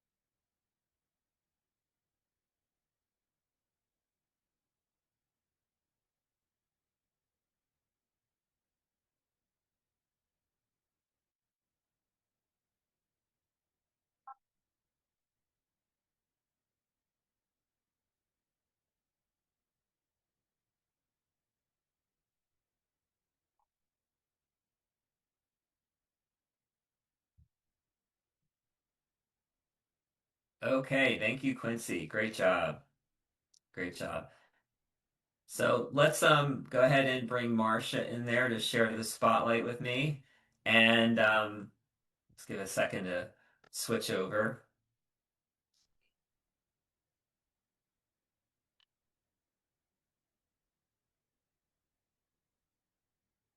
There we go. Oh, I just screwed it up. Spot. There we go. We're gonna get good at this. So, Quincy started us off really well for this next group of the men 35 to 49, and he finished his routine with goodbye. And Marcia, I know you do goodbye in your routine. I don't do goodbye. I don't think I'm ever gonna do goodbye. And I know you added it. Like that's one of the postures you added in this latest season. So, what did you find was like the toughest thing about goodbye to learn?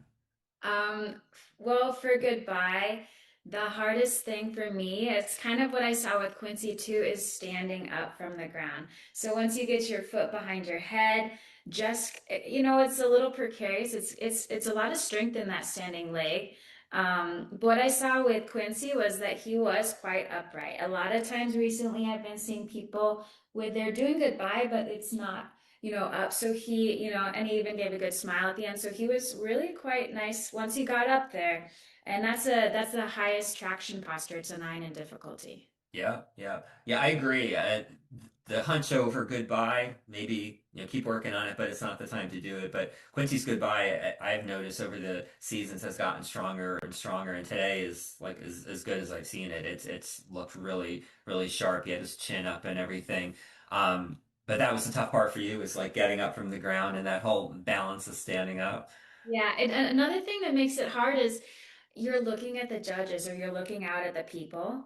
I think sometimes when you're drishti, when you're focused on the side, you can just like zone in. And then the moment I'm like, oh, hi, everyone.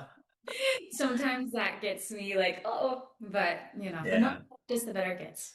Well, for that posture, I'm going to have to live vicariously through you guys because I can only imagine how hard it is. Now, one thing I've seen an athlete do recently with goodbye is stand up and put their leg in the position from the standing position.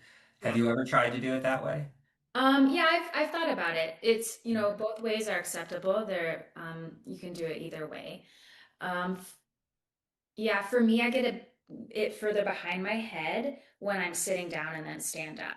If I Mhm. stand up first, I don't get it as far behind my head, but that's just me. Right, So, right. but Yeah. I definitely will be playing with both ways. Yeah. I was surprised when I saw it done that way, and I looked it up that it's really just considered a flourish, so no extra points. It's just, like you said, an option. It seems like it'd be harder, but I, yeah, I Yeah. guess for some people maybe it's not like, it's easier to just do it from the standing position. Okay, so we're gonna give the judges another moment to get their scores together, and I think we need to like check in on some people and see who we have and who we don't have. We were supposed to start with John Buckland, so if he is out there and ready, if he has made it to the Zoom, we'll go to him next. But if not, then the next two people after him would be George Diamond and Lee Dickinson. So, Judy, do you know who we have and who we don't have? We don't have George, so we have Lee is on next Okay. on deck. All And right. So the judges are ready. So based on Lee being the next person in this group who is in the Zoom, we're going to give him a chance to get himself ready. And let's go ahead and spotlight him.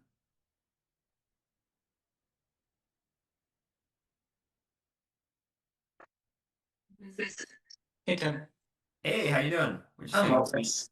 we're gonna get you on the spotlight. So let's get our spotlights off here. Sure. Yep. Is that looking good? No. Oh, okay, you're not next. All right. Yeah. And sorry, just a quick question. Yeah. Can I call out a different posture if I want to do it, or am I locked into what I got? Tell us now what it is. I would rather call out. I did some like behind the head stuff that I'm probably not ready for yet, but I made it back in January and I just forgot to change it. So I'll do Okay. it and I'll just do my best. I don't mind. No, I don't no, no. want to- If you tell us now, they'll change the posture for you, but you have to tell us now, not during the Okay. meeting. Okay. Let's do standing head to knee for the first one. Oh wait, you're changing your whole routine? There's two of them. I just gotta change the order. But yeah. Okay. Or I'm happy to do it as is. It's a learning experience either way. I can change it for the summer. Yeah, it would have been. It would. Just let us know. Just give us, just talk slow. So let us know. So the first one's All right. standing head to knee. Okay. Standing head to knee. Standing bow. Archer. Regular spine twist, the 6.1. One arm peacock. And then handstand at the end. Do you mean handstand or headstand? Handstand, the 8 point. The second one is Got standing it. bow. No, it's regular bow, right? Okay, right. we're on it. Just give us 2 seconds. Take your time. Sorry about that.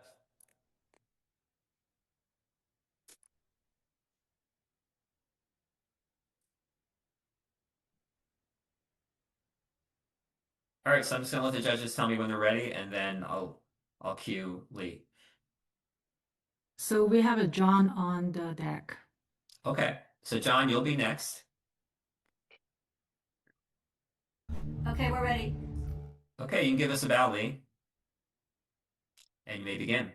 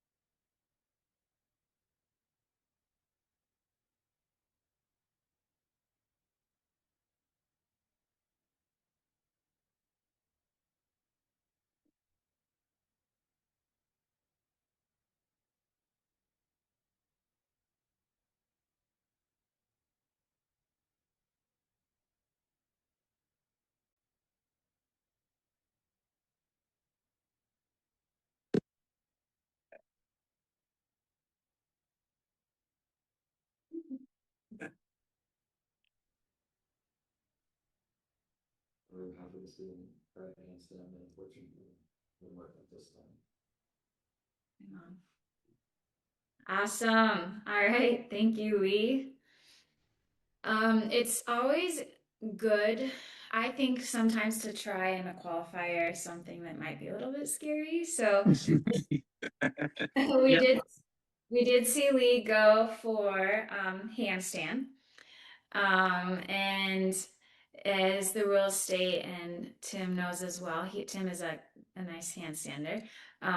If you touch down, then that's a restart. So then I was like, okay, maybe he'll get it. And of course, there wasn't a hold.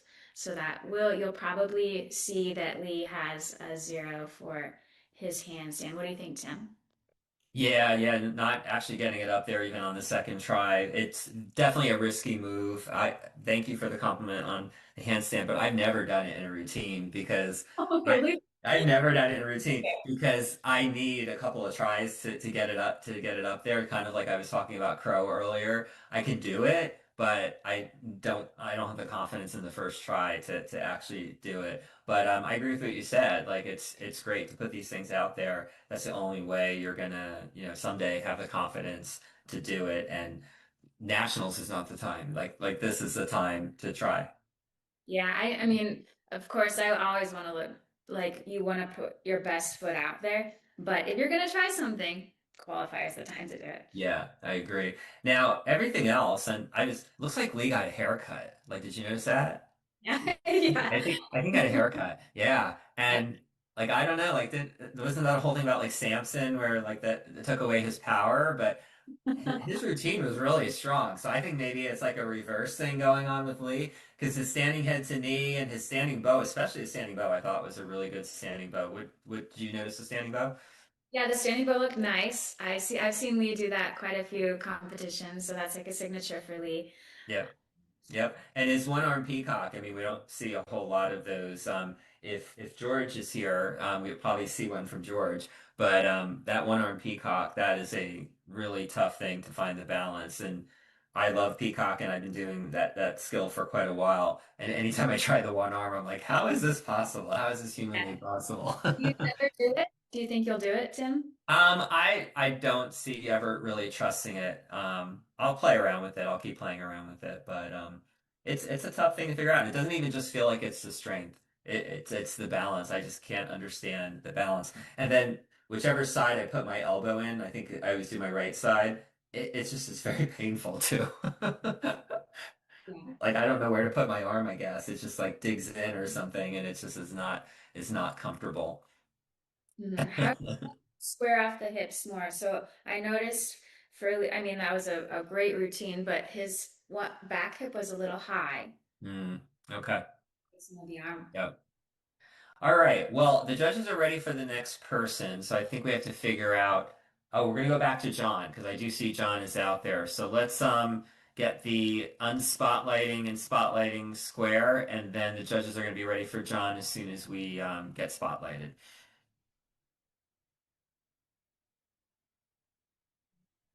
Okay, John, you can give us a bow when you're ready, and you may begin.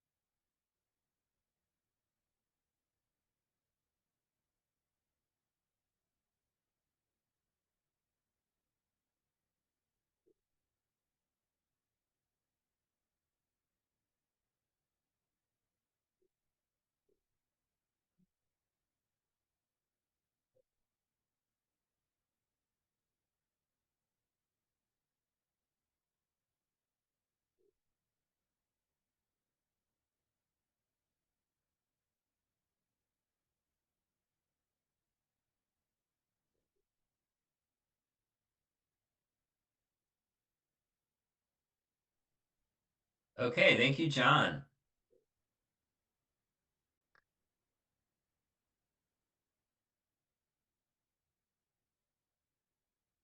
All right, so John is another person who did Tiger, and Marcia, I know you add Tiger's another one of the postures that you added when you upped your difficulty, but you do Tiger, Lotus, Scorpion. Yes, I did. You do the whole thing, yeah, which makes it I think a 9. But just starting with Tiger, when you added Tiger, what did you find hard about Tiger to figure out? I think the hardest part is the transition from headstand to, Mhm. that's the most like a little, precarious moment. And you saw him wiggle a little bit and then he just held it. Once Yeah. he got into it, it's almost like, is my screen frozen? Which I thought Yeah. the same thing when he was in his Peacock Lotus. I was like, did my screen freeze? No. He held in stillness, that's like what you have to do at least 5 seconds. But Right. yeah, the hardest part is this transition, I think, from the head to your forearms, because you have to, from straight, you have to create a little bit of a back bend to create where Mhm. it's going to come through. So you counterbalance that. So that's the Yeah. Yeah, I agree with that. And also, sometimes when I'm putting my head back down to come out of it, like that's a bit of a scary moment too, because you're changing your balance point just so. But I agree, his tiger was really steady once he found his final position, showed a lot of strength. Peacock Lotus was good. One thing about Peacock is aside from the folding, when you're actually folding and unfolding during the posture, the way we saw from Carrie earlier, when you do Peacock Lotus, like in and out in the Lotus position, it's actually worth a little less. Where a lot of the other postures, when I was speaking earlier, the Lotus adds to it. And do you know, like, do you think that would be easier, Marcia? Because I always thought like that was kind of weird. Like Peacock Lotus is what kind the of just as hard. Peacock Yeah. Lotus, the one that he did, the 6 point Yeah, difficulty. exactly. Yeah. Think it's easier because you're more compressed. So you're in Right. a lotus. I think it's harder with the legs out straight. And so going from in to in or out to in, here, you know what I mean? Right. But to me, that's more difficult. I find peacock lotus, when your legs are real close to you, is very easy to find balance, at least for my body. Okay. Well, most people agree with you. I just have always found the straight leg one easier. I think it depends on body type a little bit too. Okay, well, the judges are ready for our next person, and I'm not even sure who that is because we've been going a little bit out of order here. But if George, Judy, do you know, did we find George, or are we going to skip ahead to Michael? To Michael. I Oh, can't, we're going to George Michael. All right. never check in.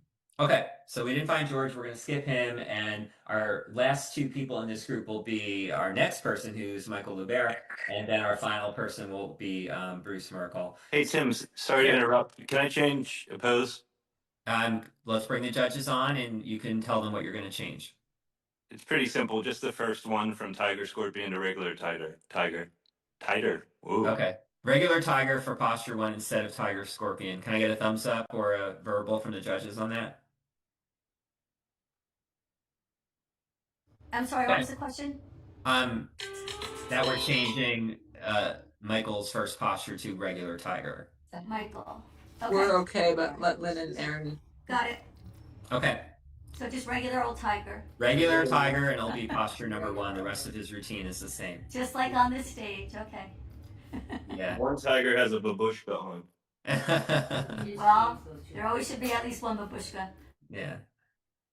All right. You can give us a bow when you're ready.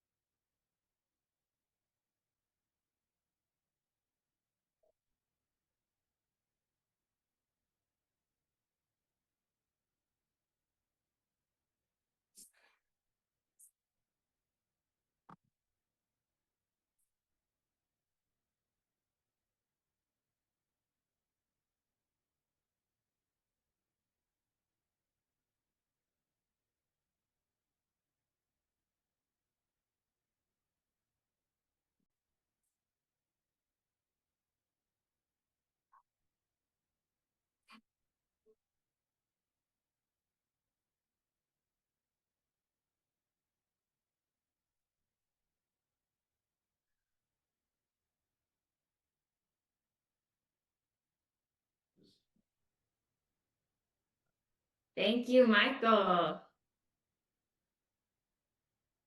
So with Michael here, he's been competing for a while. You'll see quite a few high difficulty postures.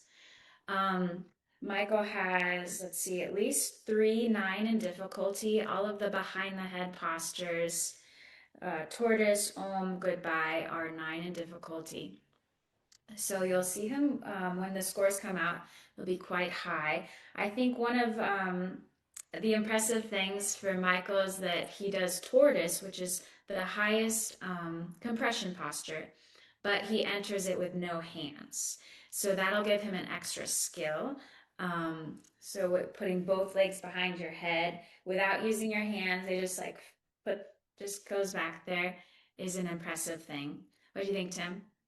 Yeah, you're right. Like you don't see that a lot, and the lifting tortoise is kind of your only chance to rack up a lot of points in that forward compression category. It's not a very deep category as far as number of postures.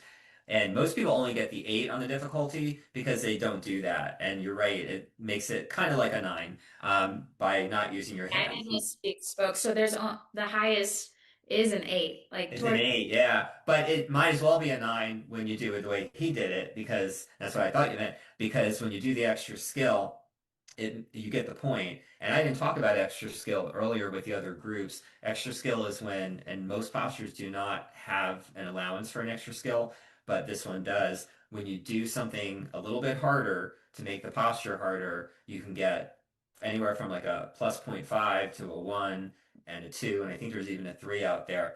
And you know about extra skill, Marcia Hedrick, because you rake in the points on your full wheel, right?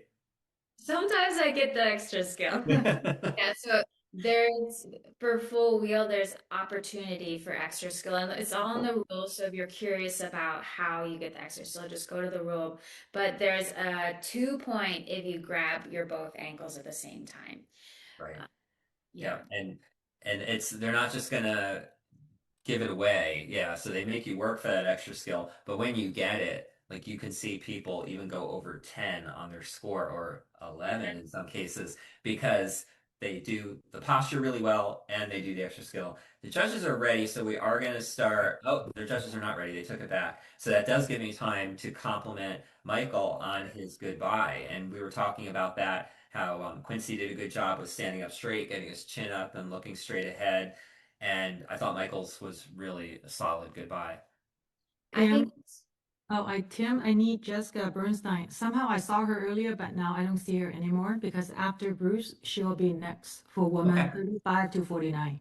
Okay, so Jessica, if you are out there, we need to find you because you're on double deck. Oh, can you change your name? Because there's a Utah right there. Yeah, your I name thought says they told me to change my name to Utah. no, we wanted to say Jessica. That's a nicer name than Utah. I would agree. Okay, so I think we still are waiting for the judges. Yep, so the judges do need a couple more moments to soak in the glory of Michael's routine, I guess. I think another impressive thing with Michael's routine is I noticed that his om is on, he puts one leg behind the head, and then for his goodbye, he does the other leg. And so for many of us, me included, you have one good side, and so you do om on that side and you do goodbye on that side. So I found I was like, oh, he's using the other side, so that means he's like more even than me. You know, he those postures, and I think it also is better for the body if you can be even. So I was impressed that he used one side for one side for the other. Wow, well, that's why we have you here, Marcia, because I did not pick up on that at all. And I'm not much of a leg behind the head sort of person, and you are. So, but I get everything you're saying. Like I see how it's harder and also good for the body. I have a bad side and a not at all side for that particular skill. So. But yeah, that's really cool. I'm glad you pointed that out because I hadn't noticed that. And I would think most people probably stick to a good side for something as difficult as that. And this is going to matter in 2027 because the rules will be changing. and that will be one of the new rules. What? Are you telling us something, If Lynn? you're doing like leg behind the head, you can't always just do one. You always, like, you'll get a deduction if you only do the one leg. Oh, So for the okay. exact reasons that March is talking about, for the All right, therapeutic excellent. benefit of the body. Good. Well, Michael's ahead of the curve on that. I'll They're be gonna call working it on it. it's gonna be the Lubert rule. Mm-hmm. Yeah. Excellent. All right. So the judges were ready, then they asked to hold up. So do you guys are we ready to move ahead with Bruce? Let's go ahead and bring him in. Thanks, Judy. We'll get the spotlighting all square. We're getting better at it though. Look at this.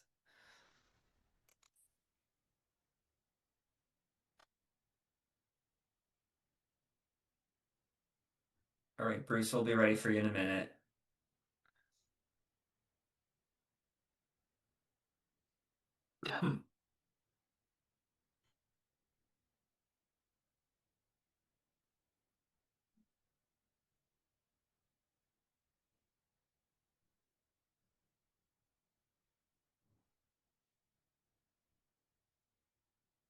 So while we're waiting another moment for the judges, this will be the last competitor in this group.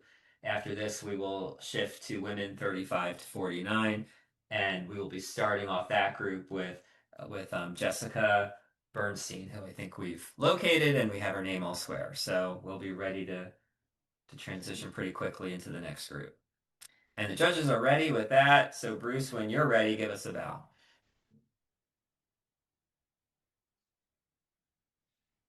And you may begin.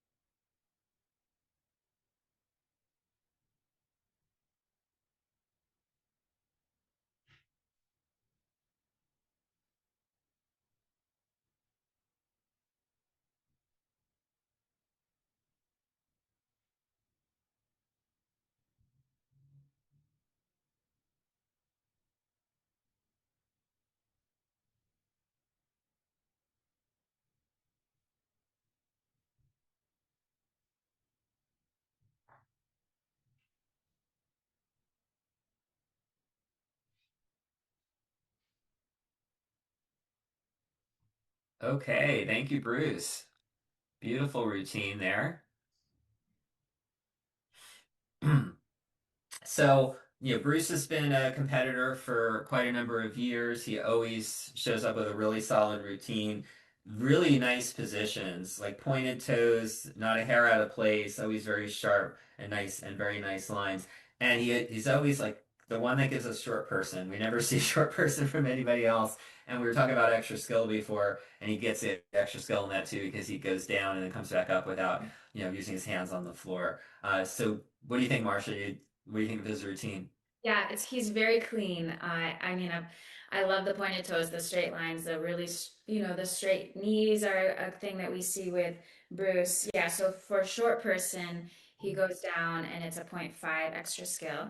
So that is nice. I also like he just, he did spine twist, but the thing with Bruce, he pointed his toe um, and then his wrist was straight and knee on the ground. So the thing that we look for in a spine twist is that knee needs to be on the ground. A lot of times that you'll see a bent wrist, and it looked pretty straight to me. And of course, I liked that he finished off with a pointed toe as well. That's sometimes people don't think about that foot. Right, right. Yeah, yeah, really good. And his shoulder stand lotus is not the most difficult posture, but could it be any cleaner? I mean, that was a really beautiful posture. And sometimes he does the flourish where he actually pulls his knees down to his face. He didn't do it today, and it's not worth any extra points. So, I like that flourish as well. I can do that, but once I learned it was no extra skill, I'm like, all right, I'm not gonna bother. So today he just showed us a really good shoulder stand, and then also standing bow. So can be very hard to get a high score, and I think he should do pretty well with his standing bow because it wasn't a full split, but it was a pretty good split. Mhm. Yeah. Yeah, I think overall his execution score will be very high, like we talked about. I think with the crow, I think he can easily straighten his arms for nationals, the straight arm thing. Hmm. All right.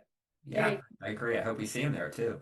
All right. Well, the judges are ready to move forward, and I think we are finished with the men's group, even though we did skip somebody. I don't think we have them here, so we are ready to go to our next group, which is women 35 to 49, and we can go ahead and spotlight Jessica.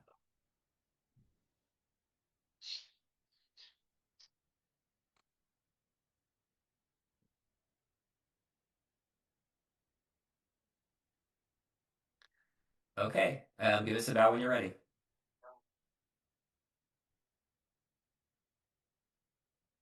You may begin.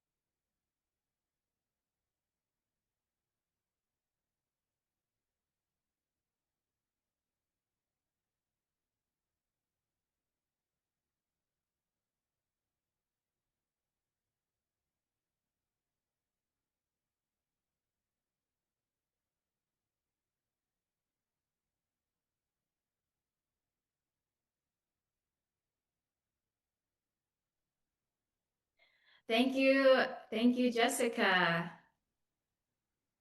Great routine. Nice to see you from Utah. I'm in Utah. I think my favorite posture of Jessica's was her crow. It's interesting because I had just mentioned something about that in Bruce's, and then you saw how her arms were very straight in her crow pose. And I think when I first started, I did compete with crow pose. I think it felt really difficult at first. I didn't realize how much flexion your wrist had to have a straight arm crow. What do you Yeah. think? Yeah, I agree. I liked her crow a lot. And locking out those arms, not only to get the score, but it actually, once you learn how to do that, it does make it easier. And the thing I compare it to from my figure skating days, I did pairs, and when I did an overhead lift, if your arms got straight, like holding the woman up there would be so much easier than if you had a bend in your arms. Like now you starting to engage all these other muscles and you would get fatigued so much quicker than once you lock it out. And I think people think it's the other way around, that it's easier with the bent arms, and it's not. So learn how to do it with straight arms. Yeah, I agree. That applies to my ballet dancing days, but the men when you would lock out the arms, or if you're just stacking joint on joint on joint, then you don't have to Right. Right, exactly. So yeah. Now the Tiger Lotus, I'm glad she got the second try going because I thought it was a really nice position when she got the second try. That's a pretty hard skill. But what I noticed there is the exit on the first try. Like I don't have that kind of exit strategy on mine. So Oh if my mine's going the wrong way, I'm in trouble. Yeah, she's so strong. When she went over in the back, I was like, "Whoa, okay, she's got she's a very strong practitioner." Yeah. Yeah, the fact that you can save it that way, it should be extra skill, don't you think? Now, when most of the time, if I'm losing my tiger, I fall the safe way. I fall back towards my feet. But a couple of times in practice, fortunately only in practice, when I started to lose tiger, back the scary way, I've had to like cartwheel out of it just because I know I can't do what Jessica just did, kind of land in a wheel. Well, So. I'm the opposite. I'm a backbendy girl, so me, I'm You like, "Oh, are, yes. that's Yeah. fine." I always wish we could like tag team and like I could tag you in like celebrity shot for my back bend and then I'll do a posture for you. But at this point, I don't think I could improve on any of your postures. So Maybe Lynn, I'll have a new rule coming up soon. yeah. Maybe the voice from above will come in and say, next season, you can tag team your friend and they can help you out with that category you just don't like. So all right. Hi, Tim. Well, we are going to Tim, need to get ready for our next athlete soon. So let me just check on who that is. Tim, And Russia yeah, will be up, but after Russia, I need Jessica Frostgone. I don't see her. okay. And I think it's actually Shay, if I'm remembering Yes, correctly. Shay is correct. All right. I Thank met you, Tim. Shay. I met Shay in Pennsylvania, and I Yes, actually remember something. so So nice to okay, see you, so Tim. yeah, you too. So the judges are ready for Shay, so we're gonna take her next, but we are gonna be looking after that for Jacqueline and Rebecca. So Judy needs some help finding, I think, Jacqueline the most. But let's go ahead and get the spotlights right, and we will If it's not, it will be Lindsay Golden coming up next. okay, if we can't find those two. So Lindsay, you might be up a little sooner than you thought. All right.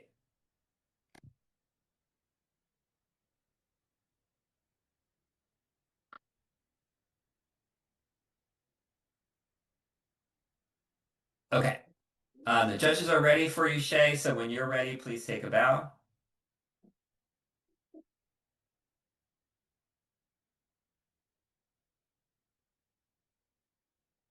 And you may begin.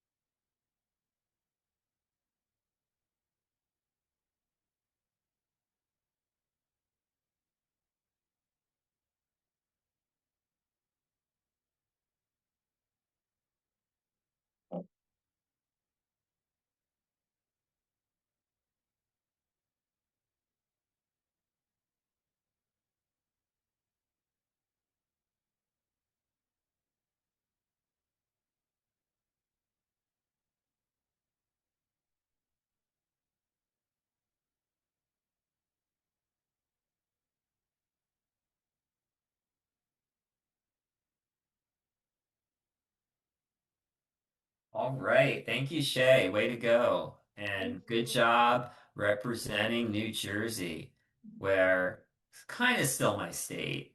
I'm technically a move to Maine, but I'm in New Jersey today, so nice to see New Jersey being represented there. So I like that Shay does a different lift than what we see from most people. She does, I think I'm not going to say the whole word right, so I'll say the abbreviation County B. And I think she does that really well. Nice stretch there, nice pointed toes, and she held that with a lot of That's confidence. A. It's That was A. A? That was A? Okay. All right. Again, why we have you here. I don't know some of these. It's fun to see a new lift.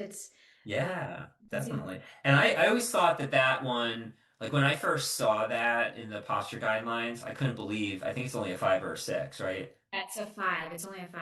Shouldn't be a 5, don't you think? Yeah, it is. Yeah. It seems kind of tough to do to me. I don't even know if I've ever tried it, but I feel like it should be worth more than 5. Yeah. Yeah. Now her upward stretch, what did you think of that? I thought that was a pretty good one. We haven't seen one of those in a while. Well, Jessica just did an upward stretch Oh, that's right. Yeah. Okay. night before. Okay. So it was nice to see back to back too. Upward stretching is. Do you ever do upward stretching, Tim? No. So it is. It for me, it's a balance thing. It's interesting, but to really have you want to have stomach on thighs and chest on knees and like your face right on your chin. So that was. I think my favorite posture though that she did was her shoulder stand. Mm. I thought her legs were straight up and down. Yeah, no, I agree. The one thing I noticed with that is it was kind of like one leg came in, the other leg came in instead of together. So that's something I'd say for nationals. Shay, if you could work on just bringing both feet in at the same time instead of the 1-2, that might get you a point 5. Who knows? Those points can really add up. Okay, so I think we need to do a check on who's going to be up next, and I think we're saying that Jacqueline and Rebecca have not been found. Actually, is it Rebecca won't be here, I think. Ah, okay. All right. Jacqueline is the next category. Jacqueline's in the next category? Yes. Ah, okay. So we have her in the wrong group. Okay. No, she's just gonna go later. She's at a studio that they're gonna finish up the class, so she's gonna go like kind of near the end of this group. Okay, so Marcia, if you could note that down, that we're gonna do Jacqueline in the next group. And does that mean we're jumping all the way to Lindsay, right? Yes. Okay. So the judges are ready. Let's go ahead and get her spotlighted. I'll take my spotlight off.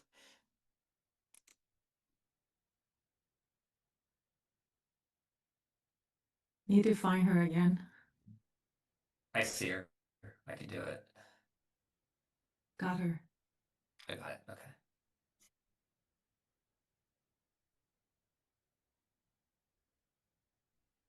Oh, you have to put your video on, Lindsay, otherwise we can't spotlight you.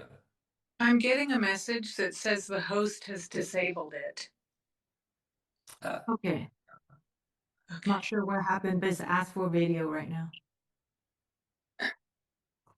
There we go. All right. Okay. Let me just put it back on the, thank you. Make sure we're in a good spot. A little bit lower, a little bit to your left, a little bit slightly. I Your can't. left. Your left. Your left. Yes, perfect. Okay, can you see? There. All right.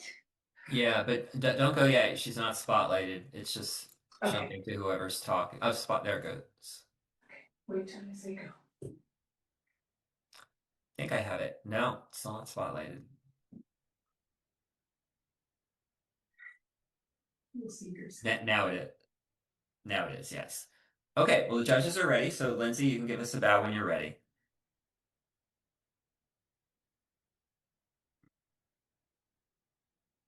And you may begin.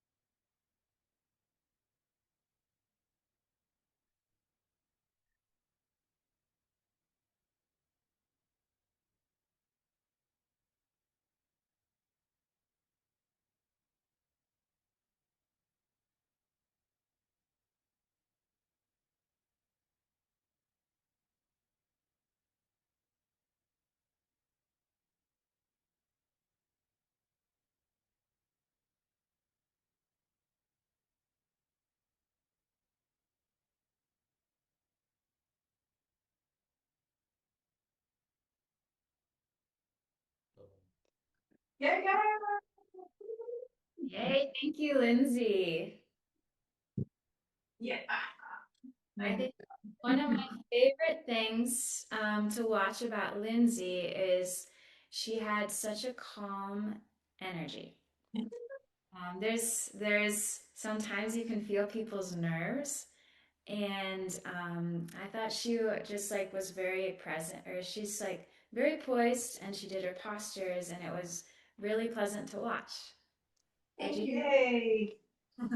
Yeah, yeah, I agree. It was really nice, and I'm still looking for the dog to come through that other room there, and I still didn't see it, so I'm disappointed with that. But everything about the routine I thought was really good. A lot of attention to like doing the posture the right way and really doing it cleanly. And yeah, I think the rabbit I thought was good. That was others. Did we find it? Okay. The rabbit was a good one, and headstand. The only thing about headstand is keep working on the pike. That can take a while, but the headstand itself I thought was pretty nice. So good job there, Washington State. Thank you. Thank you. And by the way, Washington, not only is your yoga getting good, but your wines are getting better and better. For So, sure. yeah, I've been exploring more Washington State wines lately, and they are pretty good. And I know Marcia doesn't mind a glass of wine every once in a while, right? Yes, that's true. Tim has a way. I won't. Where's the headstand? But after competition, Tim always seems to have some specialty things to share with everybody. So The first time I met Marcia, it was at a qualifier in New Jersey, and I had brought some wine for like after the practice, and she's like, "I'll have some," and it's like, "All right, I know we'll be friends now." The traditions. Yes, yes, definitely. Thank All you. right, so let's figure out who we're going to be going to next. So thank you again for that. And I think the judges are actually ready. So our next person is Summer, and I see Summer there. So let's get the spotlighting all squared away. Got a lot of people to take off the spotlight.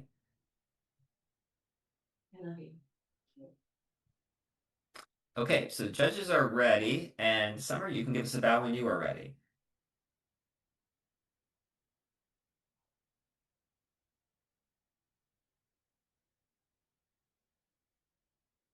You may begin.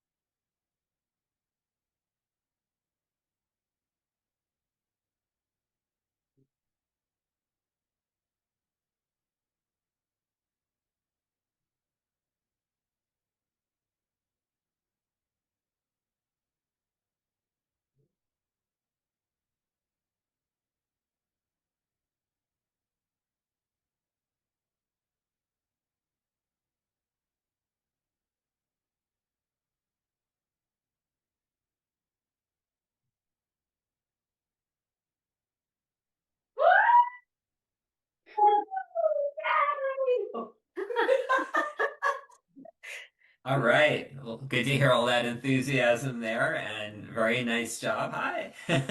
Very nice. That was a strong routine done, very cleanly, good execution. Really took her time there. A lot of calmness. I thought the half moon back bend was really good alignment. The depth will come over time. And the headstand lotus. I don't know if we've actually seen we've seen headstands, we've seen lotus in other inversions. I don't know that we actually saw headstand lotus, and I thought that was pretty sharp. Marsha, what did you like about her routine? I thought it was great. I don't think have we seen a one-legged peacock yet. We haven't. You're right. Yeah, so that was pretty. It's a six in difficulty, but there was a touchdown with the toe, but it was a posture we haven't seen yet. Mm-hmm. I did like her calm energy too. I think, standing head to knee is, used to be a required posture when we were back in the compulsory days, and I think is so difficult on stage. Being on one leg, tucking your chin, rounding. So, how calm she was, and that was really nice.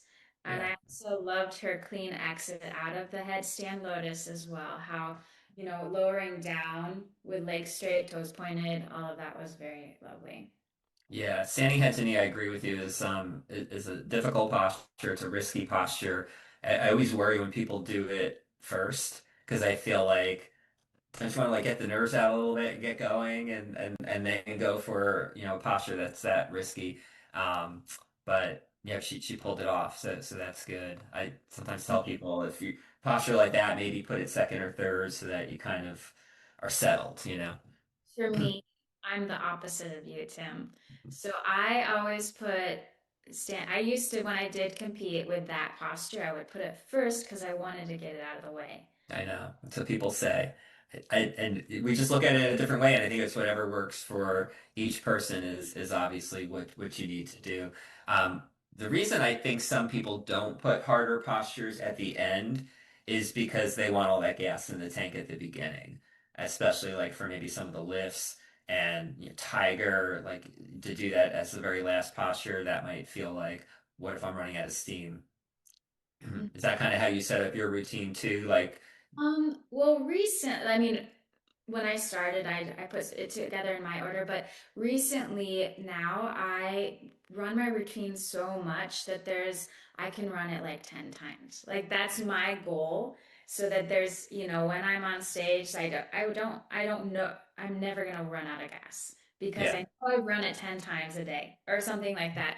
So for me, when I put together my routine, my coach Brandy Lynn helps me, but we put it so it's like a clean transition. So you're not like going from the floor to a standing pot. It's just like make it so the postures flow together nicely. Right, right. Yeah, and yeah, I'm with you on the not running out of gas, but I'm afraid I'm gonna have too much gas at the beginning. So that's why, like a balanced posture, like, well, let me do something I'm not gonna fall out of at the beginning. So the judges are ready, so we are gonna go to our next athlete, and that's going to be Liz Holmes. So let's make sure that we can find her and get her spotlighted. I see her there. We just have to finish the spotlighting process. Get Marcia out of there. All right, Liz, good to see you. And when you're ready, give us a bow.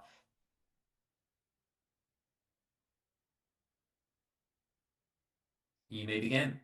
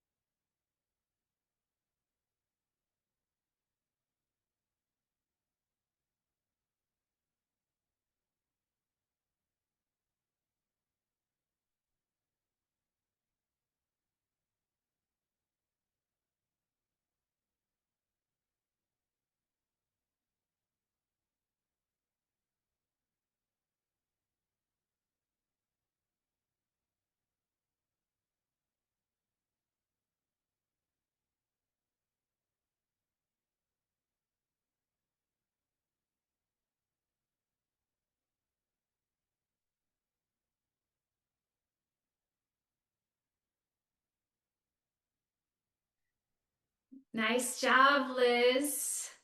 Good to see you. It's fun to see that studio. I used to practice there with Glenn. That's Glenn and Ayana's studio in New Albany, representing Indiana, which is where I just moved from.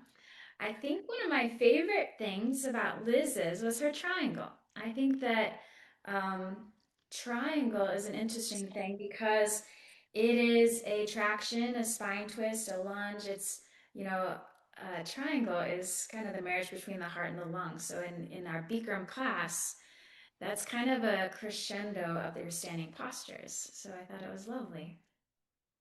Yeah, yeah, I agree. Like really good alignment on her postures. I thought Rabbit was good alignment. You know, the depth a little bit more would be good someday.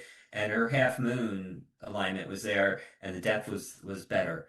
So everything was good, and I'm glad that she's also one of these people that's learning to enjoy the moment and taking her time. You know, we see people get out there and be like, I gotta get this over with, and I think Liz has gotten really good about savoring it, which is great. Yeah, I agree. Sometimes, well, I know Liz, so Yeah. sometimes I see her go and her routine is fast. And today it was like, okay, she's calm. Like it was nice. It was nice. Right, right. All right. Well, good stuff. Good stuff. So let's just talk about who's going to be on deck. It's Abigail Hauk is coming up next, and then I think it's Marlene, if I'm pronouncing it right. I have to check my phonetics here, but I think Marlene Mestra Angelo is going to be after that.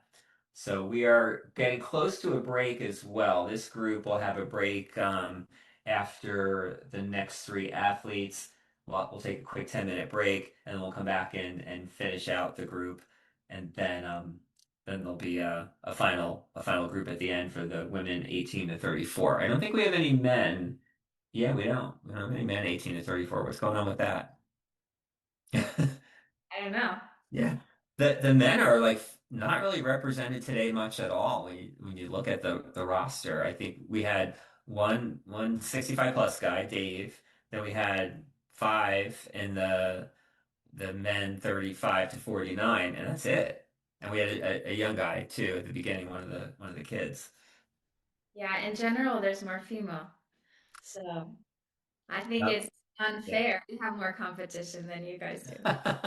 Just kidding. And sometimes it balances out a little bit, but it does seem like, at least today, maybe all the men are procrastinators and they're waiting for May 2nd. I don't That know. could- Yeah. Yeah, that's speaking of if you have a male yogi that they still have a chance on May 2nd and your qualifier as well. Yeah, in Portsmouth, New Hampshire on May 23rd. So there really are two more chances, one more virtual and that in-person qualifier in New Hampshire. And what did you think of New Hampshire and Maine, Marcia? You were there last year. It was lovely. It was very nice to be there and see the water. I mean, I think it was a little bit cold, but it was a great venue. Yeah. It was in a theater, which I enjoy like that sort of environment and a stage that's very firm and Mhm. great qualifier. Yeah, and it's just the fact that it's a stage and it's up a little bit and everyone can see you really well, and Yeah. we're not just on a flat floor. Yeah, you're right. It was a little cold. That's why I was glad we were able to get it deeper into May. Not that it's not going to still be chilly up there at the end of May in Maine, New Hampshire, but maybe it'll be a little warmer. We'll see. Okay, well, the judges are ready for our next athlete, and that should be, if we have her, Abigail Hauk. So we'll go ahead and see if, oh, I see her out there. So we're going to get her spotlighted and take down our spotlights.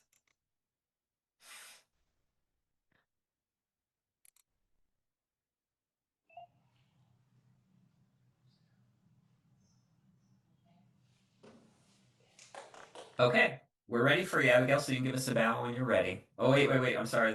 We lost the spotlight. I think it's two of us going at once.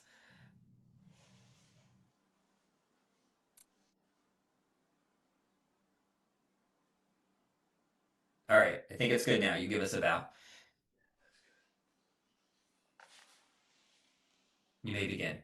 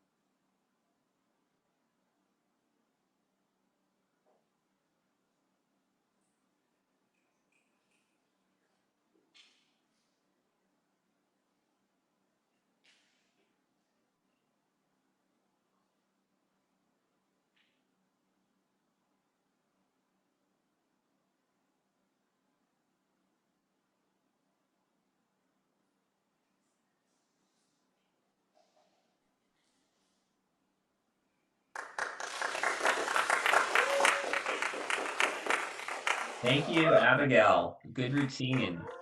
Really nice to see that. And more enthusiasm coming out of Florida there. And another person with a big smile. I swear, Suzanne must require it. She must like really put the fear of God into these people that if they don't smile, that they're going to be in big trouble. So the posture I really liked was her first one. I liked a lot of her postures, but I thought her first one, the standing bow, was good. It had a nice split. It's hard to really get to the full-on split, which makes this posture so hard to score high on because anything from that full-on split is going to start taking some deductions. But she was pretty close to it. What do you think, Marcia? Yeah, I thought it was very, very close to like foot on top of foot. Chin shoulder was nice. Hmm. I think Yeah, and she, I was going to ask you too, like we talked a little bit before about some of the more difficult postures that you added in the past year to your routine. The lifting tortoise is something that we just saw, and I thought it was a pretty good lifting tortoise. What did you find was the hardest thing about learning lifting tortoise when you went from your prior compression to that one? yeah. The exit. The exit Okay. is the most difficult thing for me. And you'll see that she hasn't gotten it yet. So the exit, you enter it, you lower down, and then you exit, you just push up and you have to lift straight up. And if you don't, that's a negative one. So you get a 1 point deduction. And a lot of I don't know if it's a female male thing, but I feel like a lot of the females take the deduction because it's a high difficulty posture. But Mhm. for me, the most difficult part was the push up and coming out cleanly. It takes a lot of strength. I think that for women with more of their body weight in their hips, it's harder. That's a theory I have. And men have more of their body weight in their shoulders. So it's, you saw Michael, he just like, boop, right, straight up, easy peasy. Um, or maybe men are, I don't know.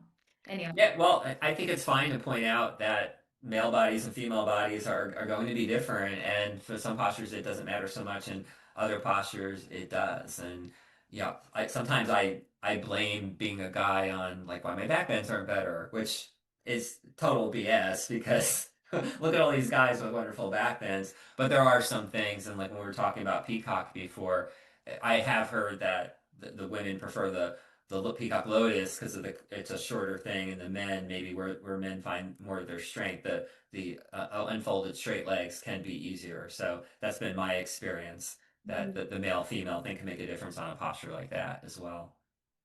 It's a good point, but Yeah. let's defy it now. So now it's your turn. It's time to get some back bends going, and I know. We should always like fight through it. Like never use it as an excuse. And I always thought, oh, it's easier on guys to push out, but no, no.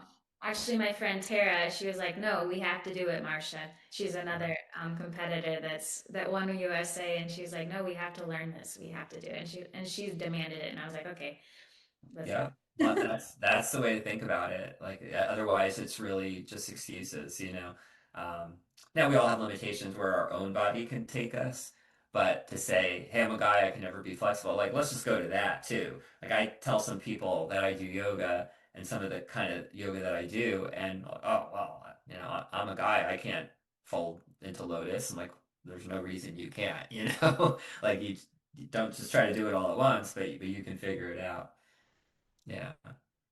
All right, good stuff. So, we're gonna give the judges another minute to see if they're ready for the next person, but let's make sure that we're finding Marlene. She will be up next, and then we have one more person before the break, and that will be Jeannie. So those are our next two people, and the judges do need another minute, so we will make sure they're ready You look before we get going.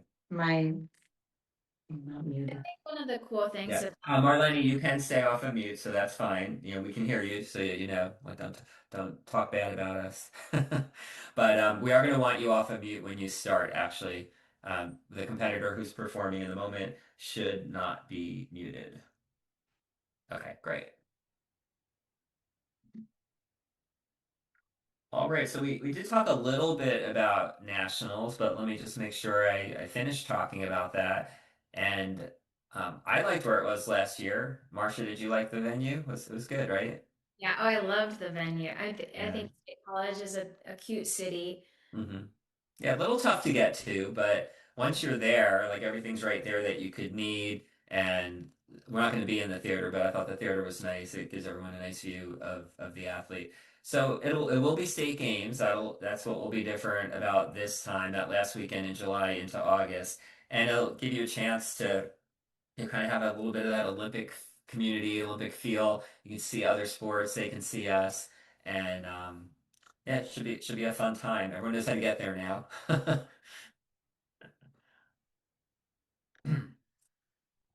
Okay. Hopefully it'll be just another minute, Marlene, at the most. And we'll go ahead and get the spotlighting square because we know it's going to be very soon.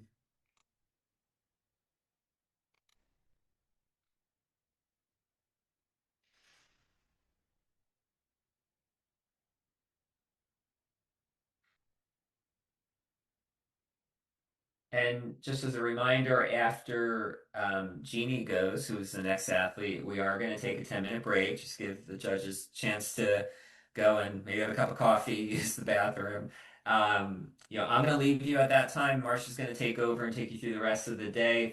So it's really the second part, the next 8 or 9 athletes in this group to finish off women 35 to 49. And then we have a small group of women 18 to 34, only 3 athletes at the very end. So once we come back from that break, we will probably be able to wrap things up in about an hour.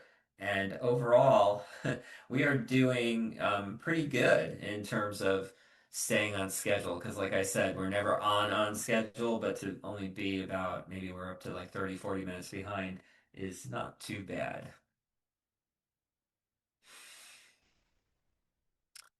All right, just still waiting for word from the judges. Hopefully it'll be pretty soon.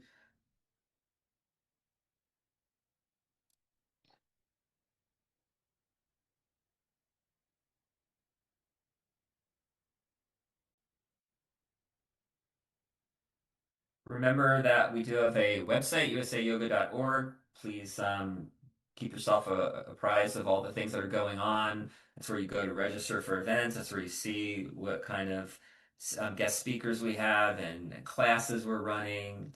We have people that do talks each month. A lot of times we welcome back our champions to do a workshop. So you're going to see all sorts of information up there. It's also where you can point people to go in and become members and join or just donate to help us keep this whole thing going. So we have that website, and then of course there's our YouTube channel, USA Yoga on YouTube, where you can watch past events and where people are watching us right now. And with that, the judges are ready. So let's go ahead and unmute Marlene. And once they unmute her over there. Okay, we're ready to go. We're all set. You can give us a bow. And you may begin.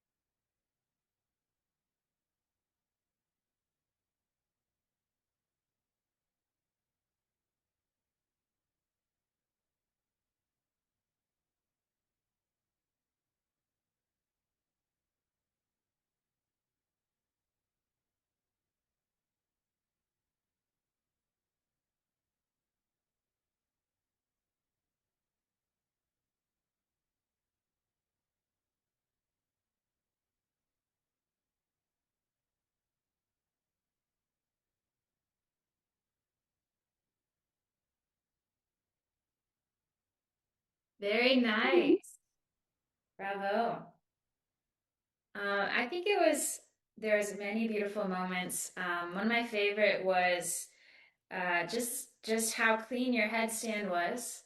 Um, really pointed toes, really straight legs, a nice exit, the pike exit. Sometimes exits of tigers and headstands, you see that clunk down to the ground. So the control out, I think, is an important thing just to make it look clean and easy. I liked her archer too. I think archer is a traction pose, 7 in difficulty, and just it's kind of honestly it's a cool posture. People look at it. I mean, when I competed with Archer a couple years, 2 years ago, and people are like, "Ooh, like it looks quite cool with the L." And she had her nice, you want your elbow in line. It's all about line. So that elbow all the way in line, and the foot right up to the ear. What did you think, Tim? Well, a lot of people agree with you on Archer. I always thought the first time I saw it, like, all right, I guess it doesn't look that hard, so I felt like it wasn't a very flashy or showy posture. But once you learn how to do it, you realize it is tougher. But people would always compliment me on it, and it was never posture that got my attention. So it's interesting to hear you say that about Archer. I think a lot of people agree with you. Yeah, I liked her routine a lot. I felt like her lines were like so level and straight. Like if you got a protractor out, everything was right where it should be. And I wrote a note on her spine twist, like the leveling of her shoulders. It just looks so perfect to me. Sure, the judges are gonna find something with like a hand placement or something, but I'm always drawn to the shoulder line. And sometimes you see like one shoulder up, the other shoulder up, like one open, the other one closed. Yeah, yeah, exactly. And her shoulders just look so nice, and you could have like put a level on there, and the bubble would have been right in the middle. So I like that. I also thought her half moon had a lot of good depth to it, which that's what makes that posture worth what it is, right? Yeah. Yeah. So yeah, really nice stuff all around on that one. The judges are ready for our next athlete. And I have something to say about two next one, Paulina Okay. and Jacqueline. They need to accept their two panelists. I keep sending that they're not responding. Oh, They okay. And declined. they were the people in this They're group that coming we up. skipped, right? Yeah, they after the break, but we still need to check them in to Okay. vote So them. we're gonna get to Paulina and Jacqueline after the break, you're saying? Yes. Okay.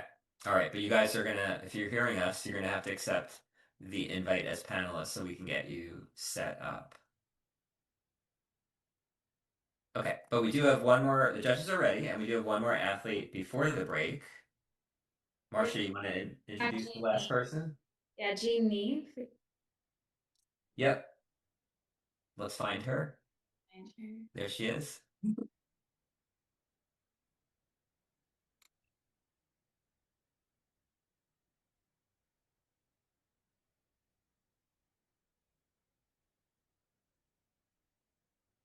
Just 1 second, getting the spotlights off. Okay, judges are ready, so go ahead, Jeannie.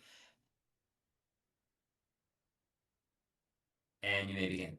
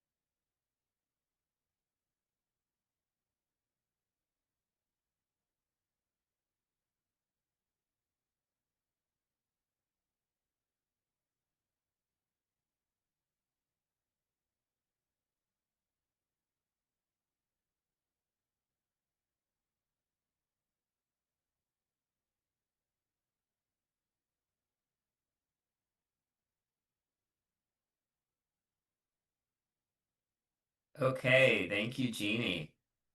Let me bring Marcia in here. So that was a nice routine, a hard routine. She had some difficult skills, more difficult spine twists. We saw the goodbye. That's why it's worth so much because it's a tough one. And Marcia and I were talking earlier about what's the tough part of this, and you said getting up and that ascent to the final position. I guess that's kind of what it's all about, right? Yeah. Yeah, it's interesting. So goodbye is a traction pose.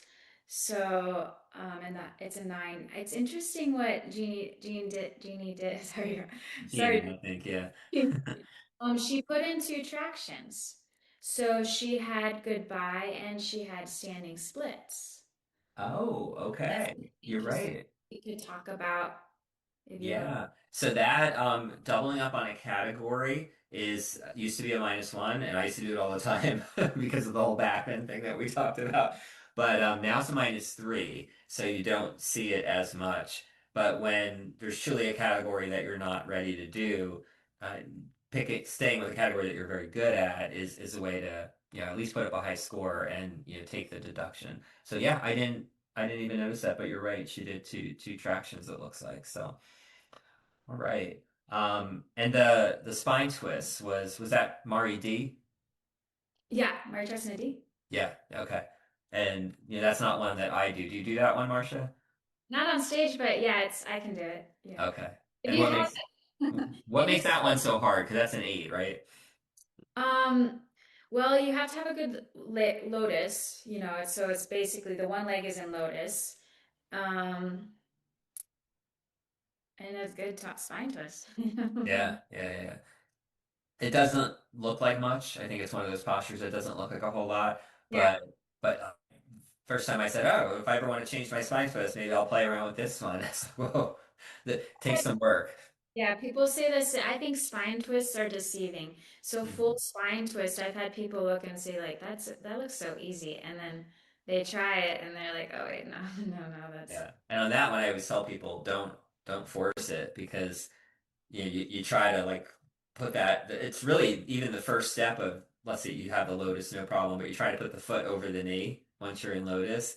Like right there, that's when people realize like, oh, this is no joke. And I say stop there like that. You're gonna hurt yourself if you try to force it.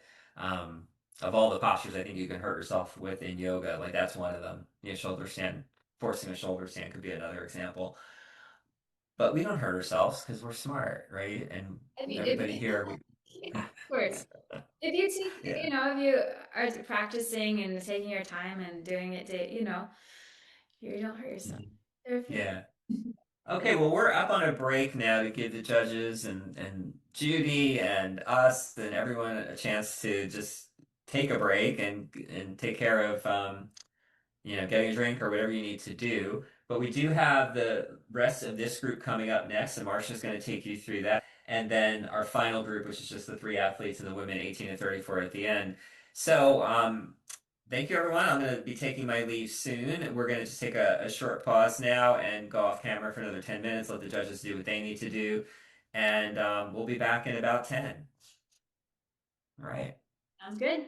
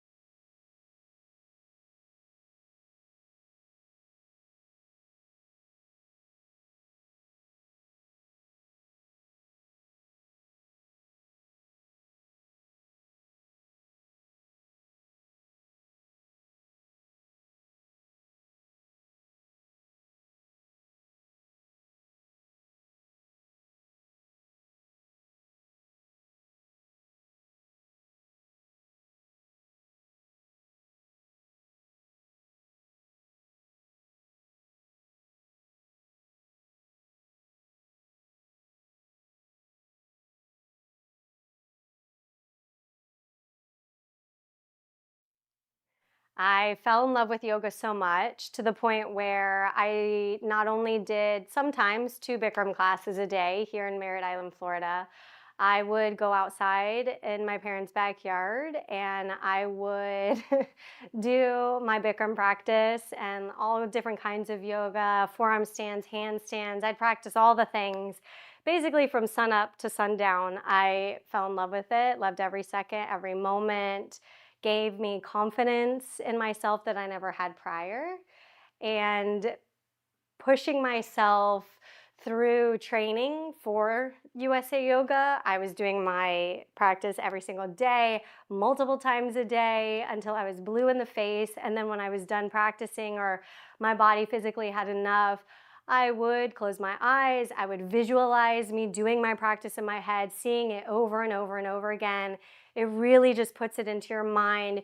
It puts it into your body, your muscle memory, and then you're able to go out on stage just a tad bit less nervous and a little bit more of yourself shown out there on stage. I was always known for this big old smile that you could see on stage, and I'm truly grateful for this smile. I'm grateful to provide that little bit of happiness that maybe, hopefully, a lot of the audience was able to see, and I'm sure that's what you guys get to see now through 22 years of seeing competitors every single year, putting everything, their heart, their sweat, their blood, their tears, everything on the line just to do 3 minutes of a routine on stage. There's so much that goes into it. There's so much behind it. The drive, the push, the motivation, and the community. It's indescribable, and I hope everybody gets to experience it at least once in their lifetime.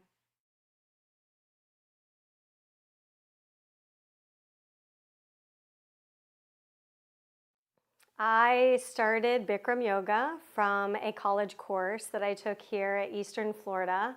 It was called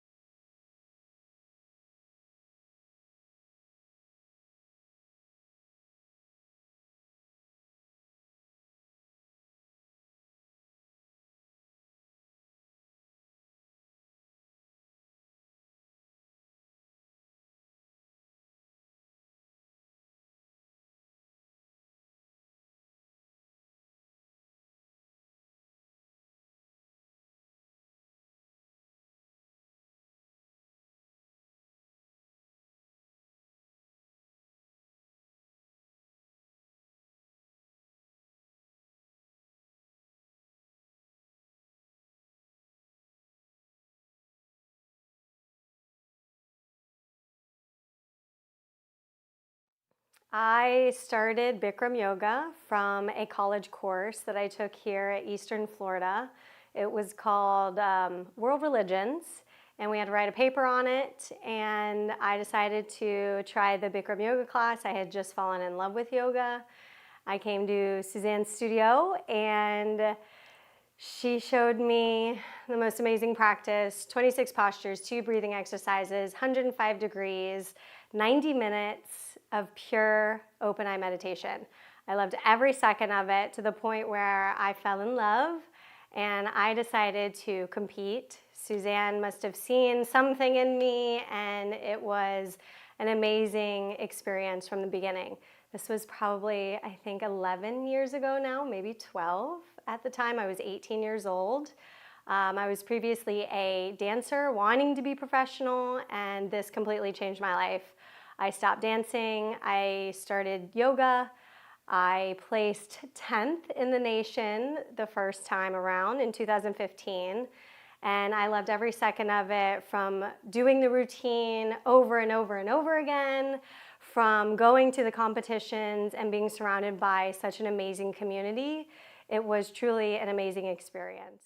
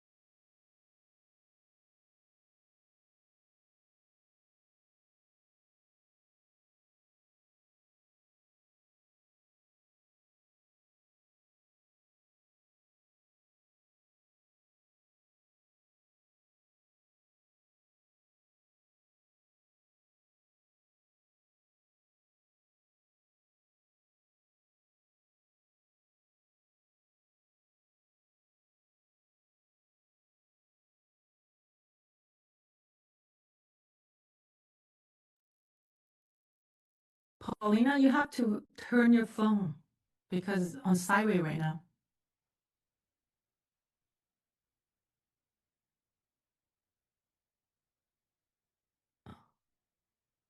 Here you go. Paulina, you have to. Now we need to see your mat though, because on sideway right now. You gotta move the mat to your right side. Now to your right. There you go. Camera. I don't know. Now we need to see your mat though. Don't move the camera, just move the mat, maybe. Now move the mat to your left. Don't move the camera. Don't move the phone. Your right side. Just a little bit. Now to your right. There you go. Okay. Camera. I don't know. Now we need to see your mat though. Don't move the camera, just move the mat. Can you make the camera Now move the straight mat so you're to not your at an right. angle? Don't move the camera. Paulina, Don't move the phone. your camera's at an angle. Now to your right. There you go. Okay. Camera. Tiffany, you look fine.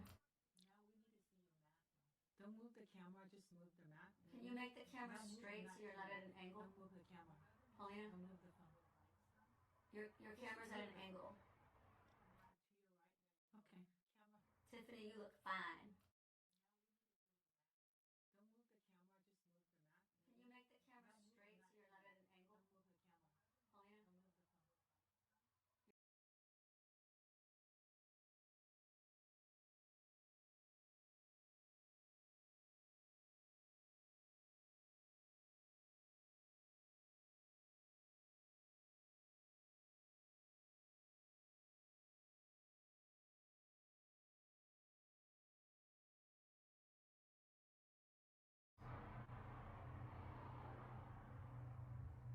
Paulina, you're good.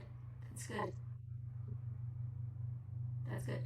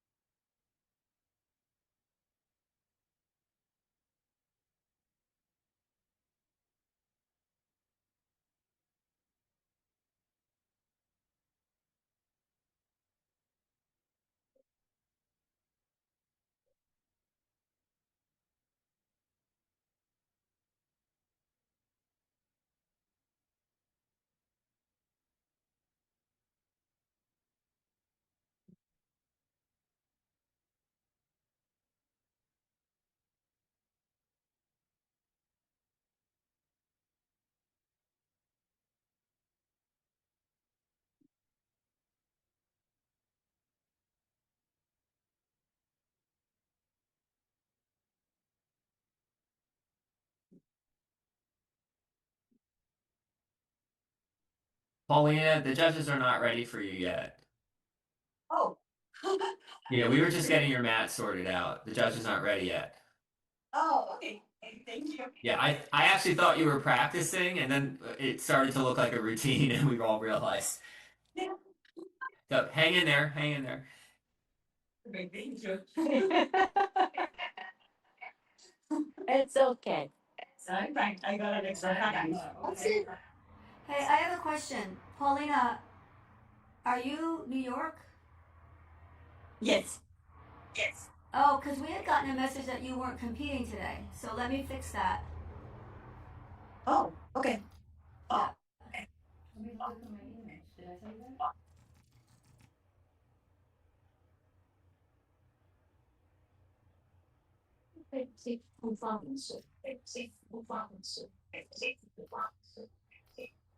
And then just FYI, your I don't know if it's your Zoom. I don't know what of your camera, but you're very fuzzy. So can you check your background? Make sure there's no background blurring on or anything like that. Yes. Yes. Yes. Did I send you that thing? I don't know who sent it to me, but somebody did. Mm-hmm.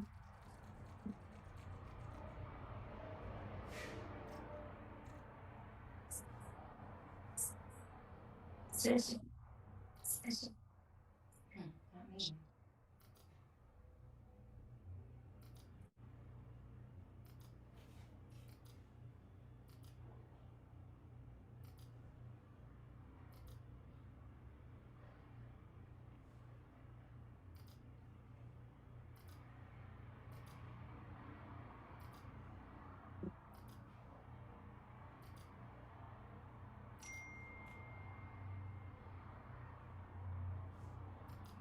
Paulina, turn off portrait lighting.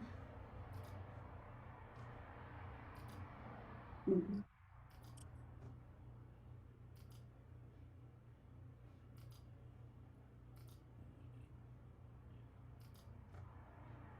It's off. Okay. Do you have anything on the background? Like I don't. no filters, huh? Nope. Okay. Um, okay, why don't you go back to your mat? Let's see how it looks. Because now you're frozen. Oh, no, no. Okay, there. Yes, it's really fuzzy. That's so weird. I'm sorry. That's okay, we'll figure it out. But if you go back to your mat, let's see what it looks like back on your mat. Okay.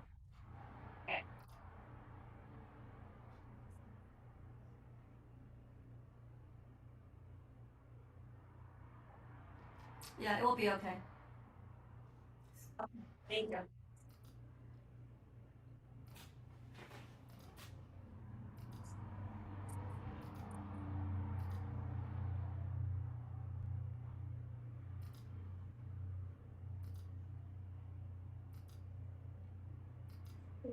Yes, Libby, I agree. What'd you think?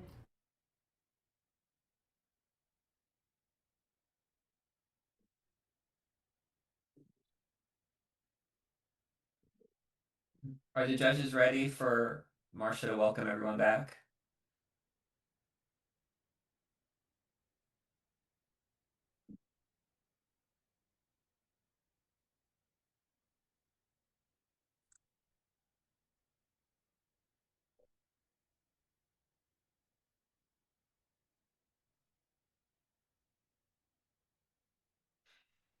Okay, we're just waiting on word from the judges, and then we'll get started again, and Marcia will take over.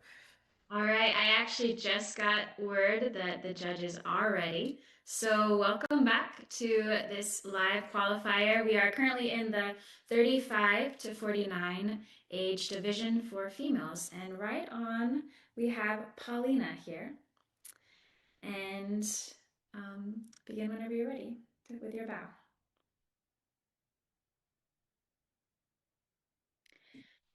Begin, please.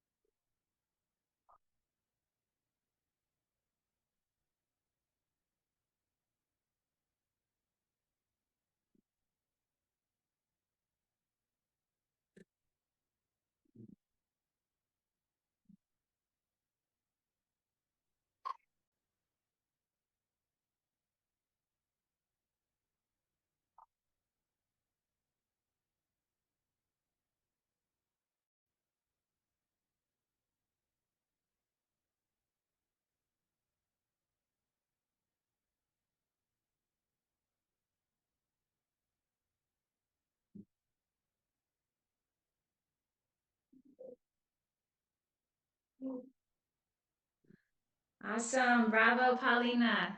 Great to have you. Thank you. Yeah, so I think for shoulder stand, I used to do shoulder stand.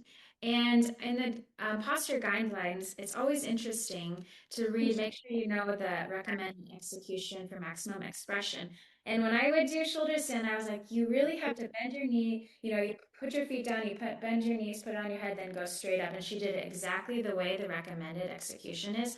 I used to think it was too much, but I believe that you might as well go with the recommended execution. It's a clean entrance, so that was very nice. I also liked her spine twist. She also had both shoulders really nicely in line. I also saw the pointed toe on that one.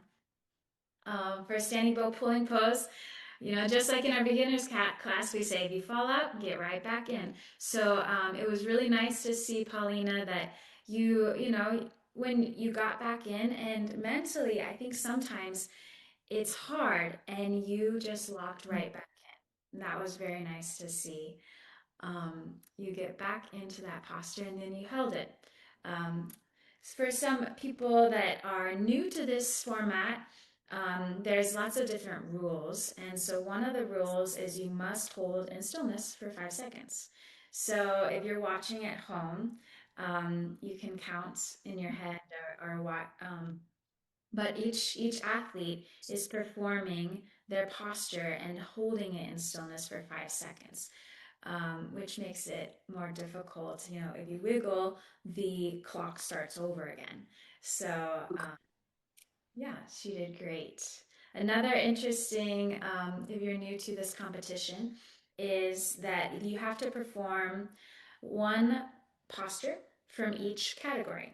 So there's 6 different categories, and you'll see all the athletes.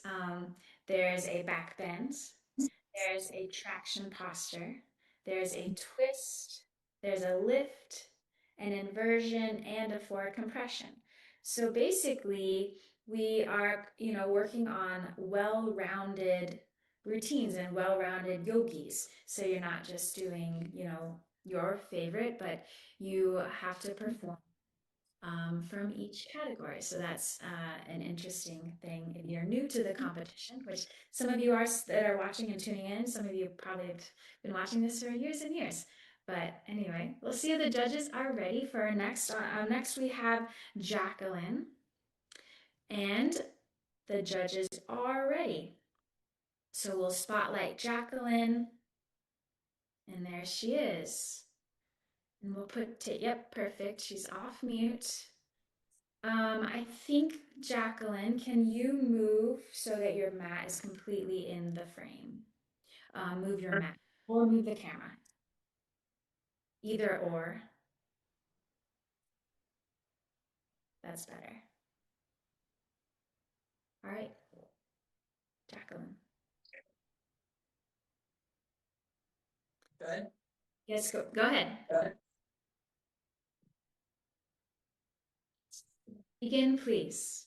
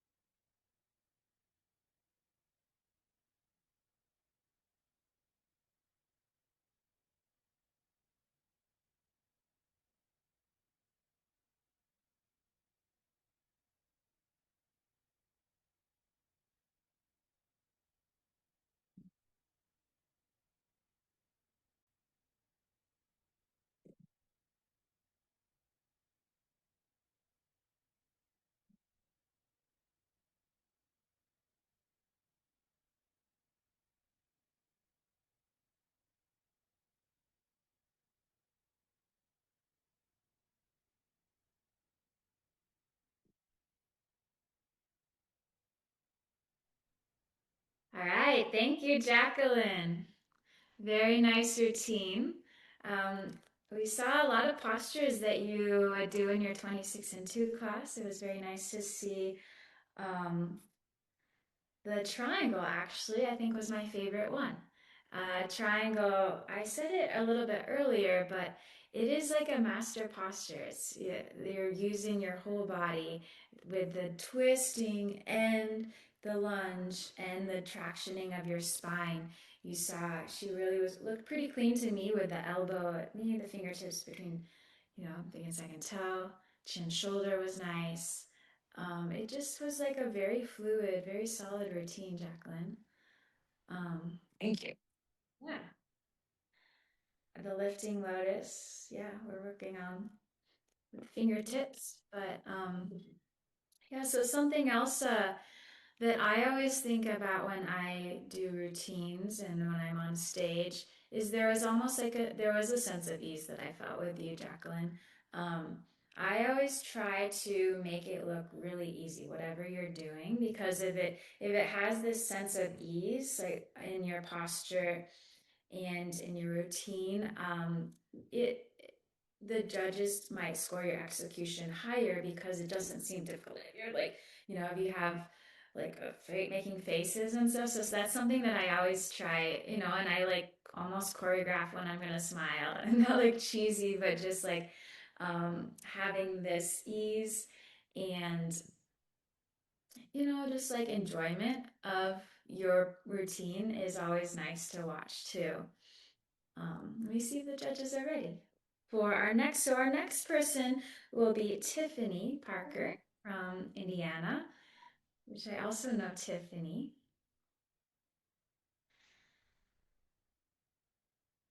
Let me see if the judges are ready.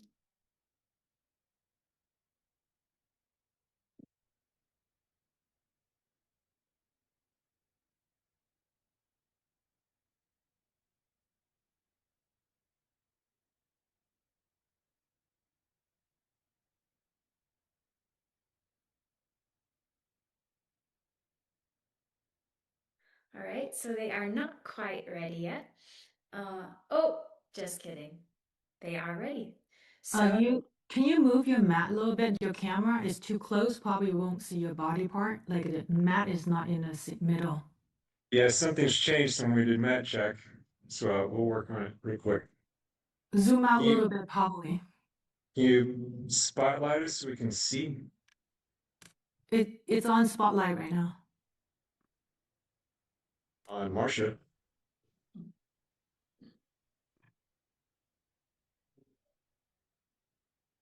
Let me move, Marsha.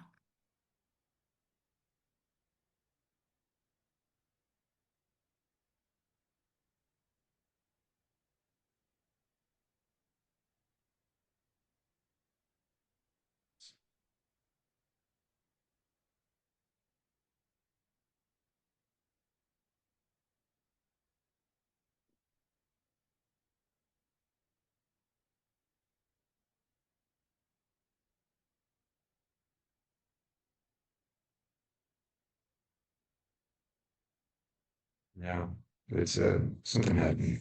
I got it now.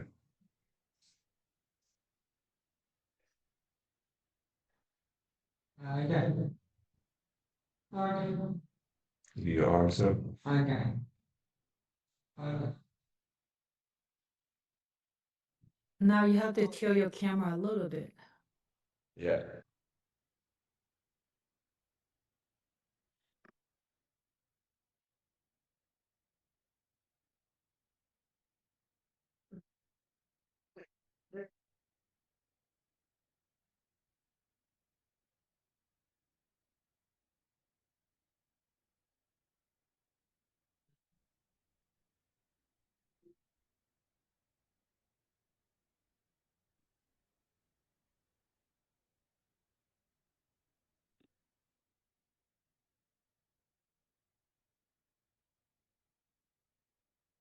Okay, much better. Just leave it like that for now. All right. all right, we have Tiffany Parker from Indiana. Whenever you're ready. And begin, please.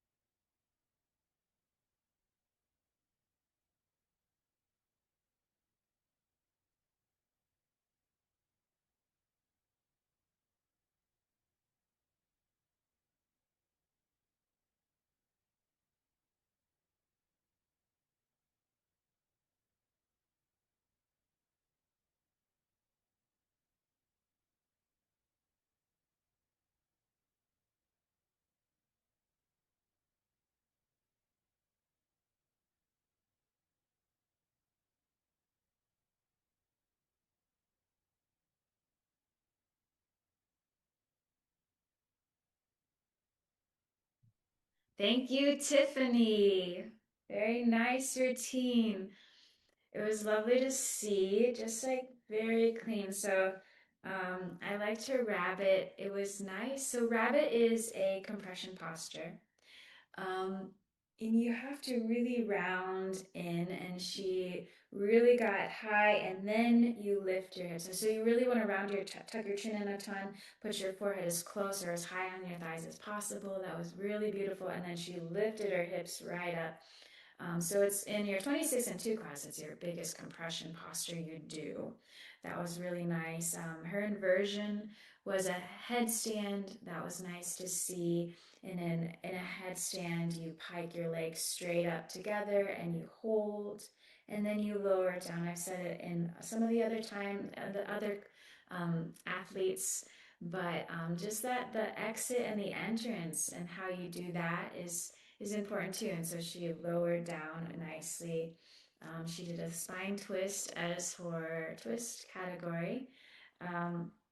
Crow, she did nicely, was her lift. Standing bow pulling pose. I liked the chin shoulder. It was nice and calm routine. And triangle, it's traction posture. Which I think triangle is deceivingly hard in your 26 and 2 class. But yeah, Tiffany did great. It's great to see that studio there. They have a reigning world yoga champion. Ayana is there, and then also Glenn is a USA champion. So if you're ever in New Albany, Indiana, or in Indiana, it's a great place to visit. I went there. I used to live in Indiana. I recently moved, but I would go down when I was training for Worlds and for the USA. I would frequently go down there. So it's a great place. All right, we are ready. So judges are ready for Nirvani. She's representing Canada. So Very good. We see her, she is right here. You can go to the center of your mat and start with your bow. Oh, actually, I'm sorry. We have a pause, actually. They said they're ready and they're not. You're good though. Yeah, just a moment more for our judges.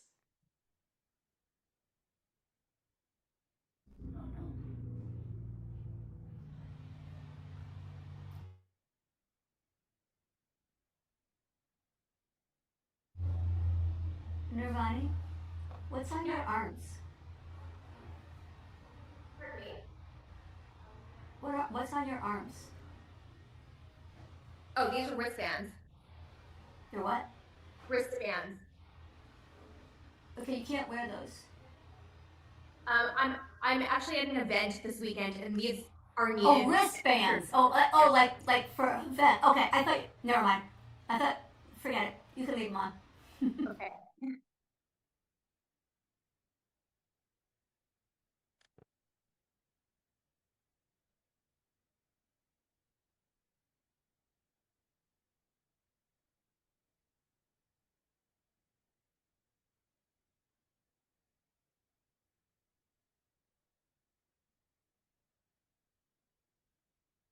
All right, Nirvani, the judges are ready now.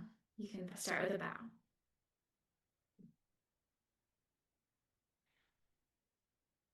Begin, please.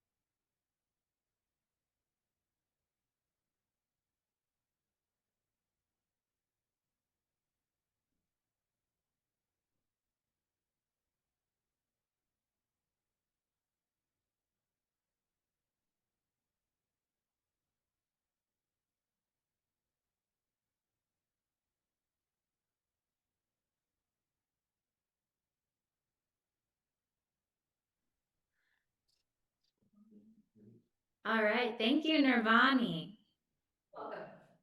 Very nice to see you here. Yeah. Nice to meet you too. Yeah, so Nirvani had some really beautiful. I think one of my favorites was Marichasana D. It almost looked pretty picture perfect there. Um, we love to see, you know, the shoulders and really twisting through the neck. I think something else. Oh, before I get going, Jessica will be our next one just to get everything rolling again. And then after Jessica is Monica. So Monica is on deck. Jessica will be coming up next. I also just got word that YouTube is live. So if you're tuning in, the chat is live. I've heard that there's some fun stuff going on the chat there. So be sure to tune in. Speaking of, we also have our Instagram and our Facebook for USA Yoga. And so if you're not following us, be sure to follow us. Just go ahead and hit the like button for Instagram and for Facebook. You'll get the most up-to-date information. It's also really nice to see when we have events. There'll be a class, there's multiple classes coming up, some educational things. I know Isak Garcia will be teaching a class on Zoom for USA Yoga. There's other classes. I know Zeb will be teaching some classes for USA Yoga. So it's the best way is just to follow us, give us a like. You can also go to our website and learn about stuff there. Let me see if there's anything interesting going on the YouTube. Is there anything we should?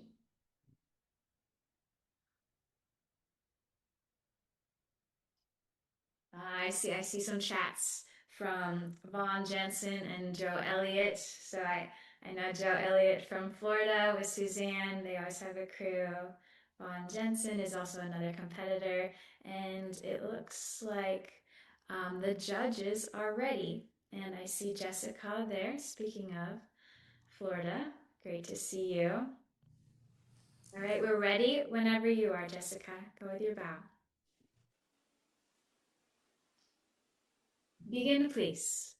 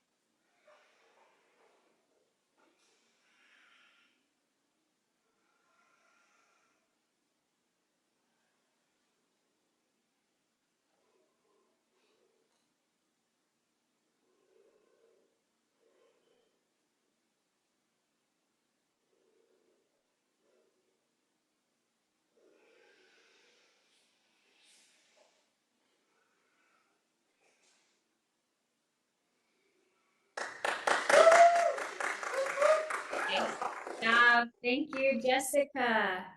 It's fun to see that studio too. I was just talking about the Indiana studio. I've actually also been to the Florida studio with Suzanne and Joe there. They have a lot of competitors that go through there. It's a beautiful place. So it was nice to see Jessica. I think I loved her. I mean, shoulder stand was nice. I don't know, maybe I'm a stickler on this, but just like how she defied gravity coming down. It was just like a nice, slow, clean exit. You know, simple things go a long way when you're competing. The exit and entrance. Um, you saw her do crow. With crow, you want shins parallel to the ground. Her shins were parallel to the ground. Back bending. You see a lot of these, the half moon back bend. And I always think that when you're doing a back bend, you have to be calm and control your breath. So for some people, it's quite difficult to perform on stage, back bends, because if you're like when you're performing, or competing, you're a little bit heightened already. Your nervous system is a little heightened, and so to do some crazy back bend, it takes a lot of practice doing your routine quite a few times. You do them on stage if you can, but if you can control your breath for the back bend, you're gonna do well. I've had people that when they get on stage, you go up and you don't know where to look. That's another thing that when I think it's important as athletes to not necessarily do your routine on stage, but wherever you're gonna be, you find spots to look at. So like I would go up on stage, and if I were, Jessica, if I was on stage, I would look where I'm going to look. In the stadium or in the theater, and that always would calm me down. I think that's a good plan. Yeah, Monica looks like she's ready, but let's see if the judges are ready. Monica from New Jersey, I believe. Yes, thumbs up from her. I mean, I know her. All right, Monica, the judges are ready.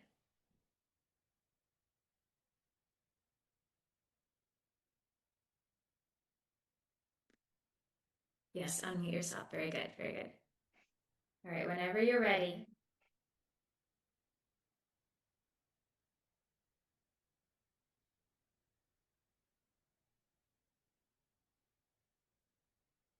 Begin, please.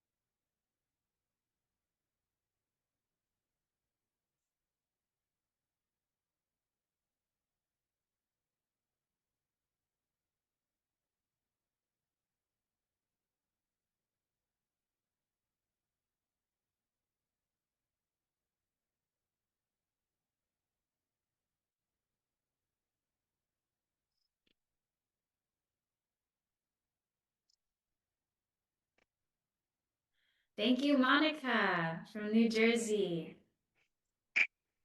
So we have everything ready. We have Jennifer Windsor up next, and then our final female of the 35 to 49 category is Faye. So Faye, you're on deck. Last one. Got nerves got. Oh, Monica, you're still on sound. Sorry, Marcia. It's okay. Yeah, so Monica had a great routine. I think that it was nice to see her split arm, in the fact that split arm is a back bend category posture. So sometimes you'll see people split their arms and they don't have the back bend in it. And so it is a back bend category. So it was important to demonstrate what the category is. So you saw the lifted chin, you saw the back bend. You know, she could split her legs more one day, but I thought it was important that we saw that, okay, she's actually doing a back bend because it is a back bend category. She did half spine twist. I think recently we've seen a couple people enter half spine twist where they grab both at the same time. And for half spine twist, currently, that is not an extra skill. It just is a clean entrance and it's a great way to do it. But if you're doing full spine twist, where your one leg is in lotus, and you enter it with both hands grabbing at the same time, that is an extra skill. So if you're doing full spine twist, which Monica might do soon, full spine twist and you grab at the same time, that's an extra skill. So I think that Monica and I think before we did that, but unfortunately not yet. It's not an extra skill for your half spine twist.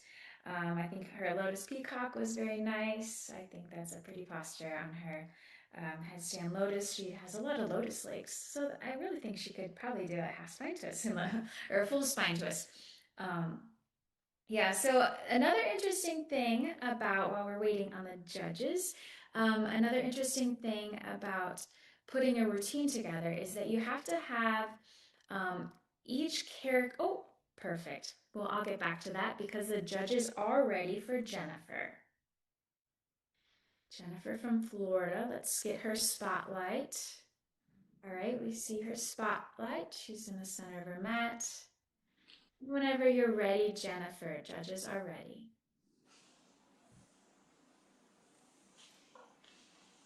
Begin, please.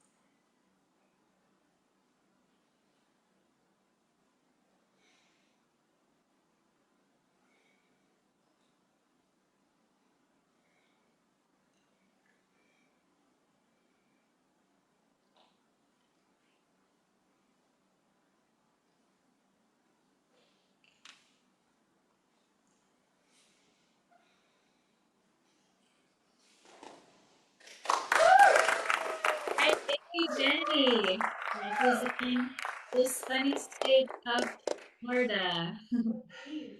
Yes, Jenny, it's fun to see Jennifer. So if you've been tuning in for the whole time, her daughter Sydney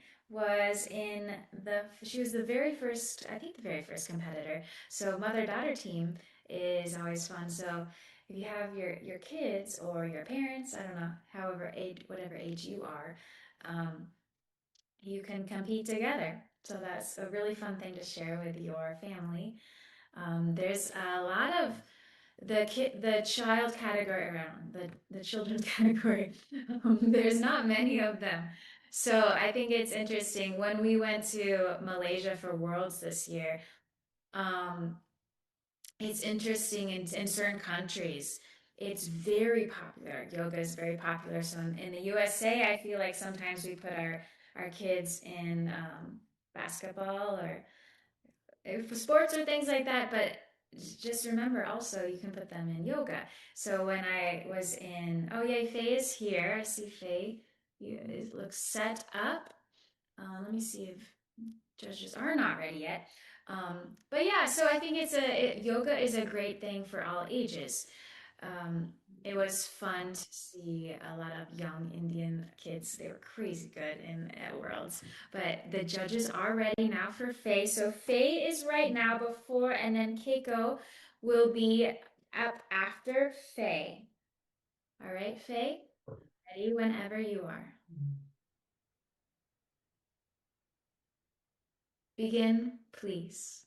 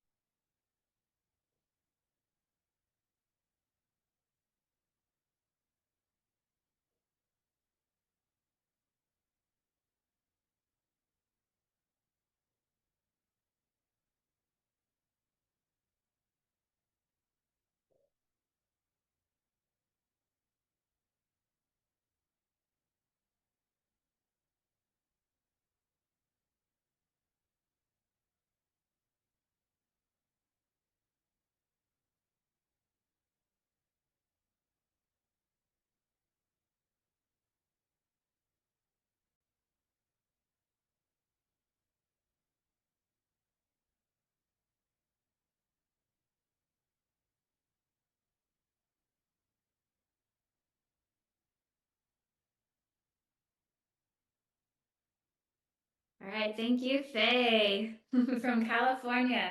Good to see you again. Yeah, I think something interesting. So as far as the rules go, you'll notice that when you bow and then the announcer, the MC says, "Begin, please." You go to your starting position, and the time does not start until you move for that posture. So I think that some competitors, it really grounds them. So if you notice with Faye, she bowed. So her first posture was standing head to knee, which you start facing sideways. So she bowed, she turned sideways, and she had this moment of grounding. She like breathed, whatever she did. But the time does not start. So that's something important to remember, that when the announcer says begin, please, you don't have to go straight into the posture. You can move. So like my routine, I begin with I have to turn to the side too. So it's a nice grounding moment. You do not need to begin fast or hastily. You can have that moment. So Keiko will be next. The judges are not ready yet, but she looks good. You can see all of her there. So yeah, Faye has this calm presence about her. Another thing that it's fun to see Faye. She was actually in the live qualifier the last time. So the thing is, the more you put yourself out there, the easier things get. So it was great to have more stage time. All right, judges are ready. So Keiko Colley from Utah.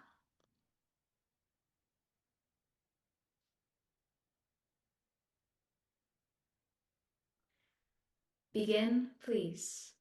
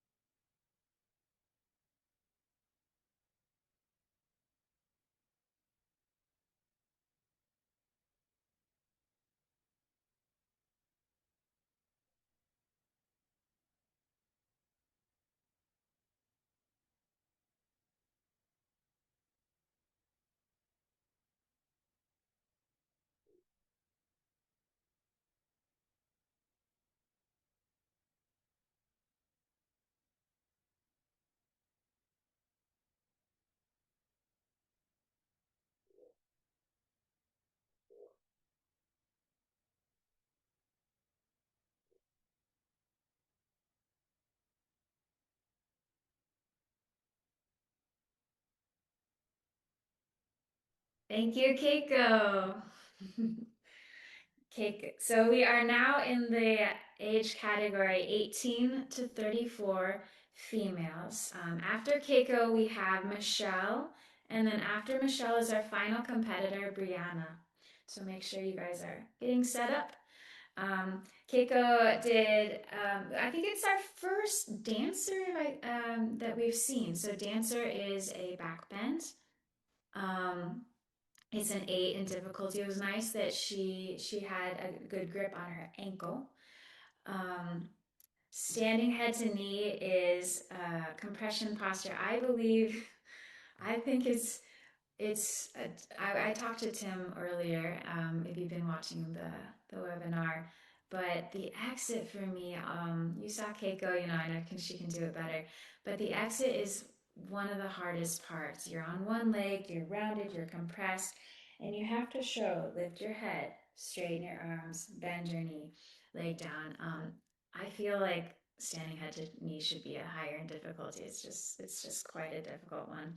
I think, let's see here. Yep, the judges aren't ready yet. One of my favorite parts about Keiko is her headstand lotus. So we see a lot of lotus postures recently. And to get into lotus, when you're in a headstand or in a various area, you put one leg and then the other leg. So recently we've been seeing a person put one leg, and then you get the foot in and you kind of wiggle the foot in for your lotus. And every little wiggle is a little bit of a deduction, like a maybe little teeny deduction. So Keiko nicely put in leg. It was a very clean exit. It was nice to see no wiggle of the foot. Something else interesting that I always think about when I'm competing is we talk about hair. So whatever postures you're performing, you have to put your hair in a perfect area. So for example, Keiko, she knows that she's doing a headstand. So you don't want to have a bun on top because you have to have, I always have to whenever you're competing, you have to dictate. It's not like what looks cutest always, hairstyle wise. It kind of is dictated by what your posture is. So she had a low bump because she had to do a headstand. Let's see if the judges are ready for our second to last, Michelle. And then Briana will be after Michelle.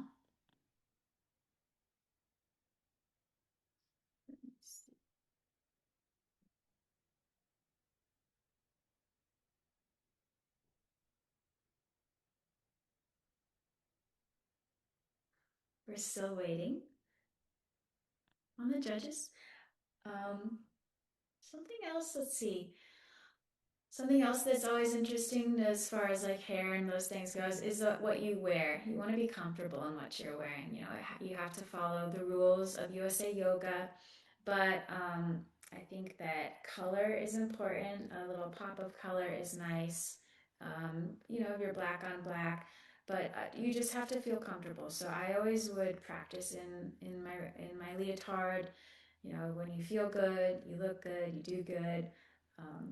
Just something else that's, is something interesting to think about. Okay, I just got the word, Michelle, that the judges are ready.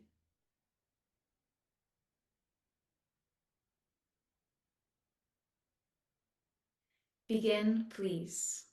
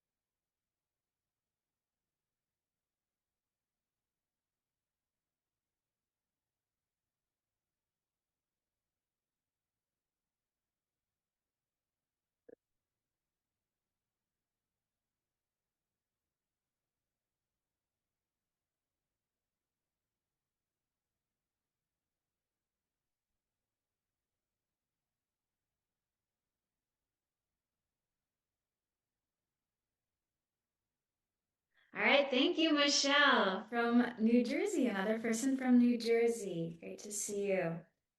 After Michelle, we have our final competitor of the day, Briana Miller. So Briana Miller, you're up next.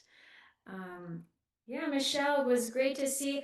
It was nice after I had just talked about how Keiko, the headstand lotus, putting your leg in lotus and then right away. So Michelle too did lotus and then other leg in lotus. It could get a little higher pretty soon, but I think that it was smart of what she did. Instead of, she put her foot in, they were in lotus, absolutely. She could have put her foot in to wiggle higher, but that would have, put it in deduction. So she just put it where it was, and she just, stuck it. So there's no wiggle, which I think is a great thing. You want a clean entrance.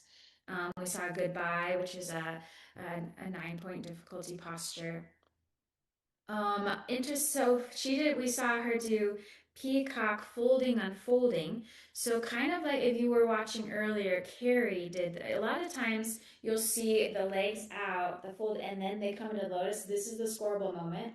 And then you exit legs out and down.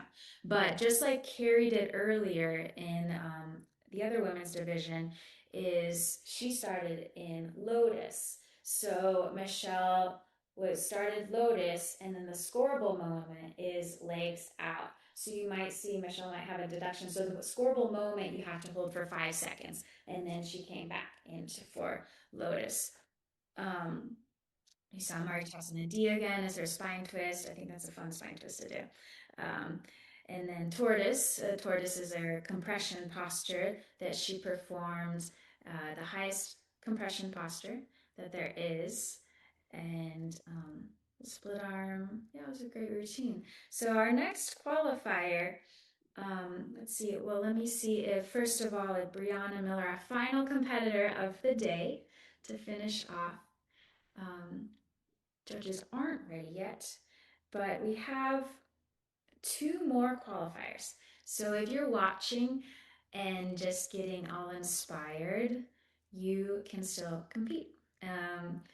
This year's nationals are every summer, and we're in State College again with the USA Games. So it's not just the yoga; it's also USA Games are with us. So there's a lot of energy when we are paired together. It's every other year that the USA Yoga is paired with the State Games.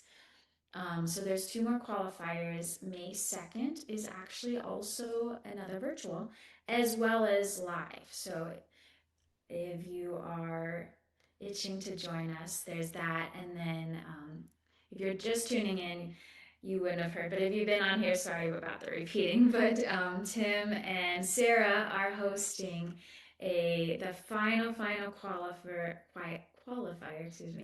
in New Hampshire. And that one is only in person, but it looks like I'm almost going to have a little FOMO because it looks like there's some awesome workshops with Zeb. So he's a US champ and a world champ, and they are having him come for that. So who's next? Briana, Briana? do you see Briana Miller? Okay, I got her. Sorry. It's been a long day. You're almost there.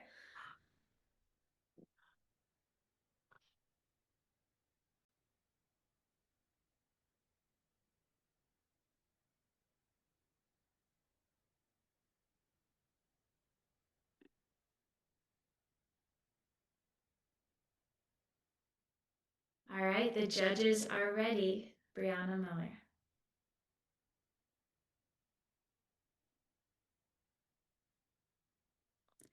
Begin, please.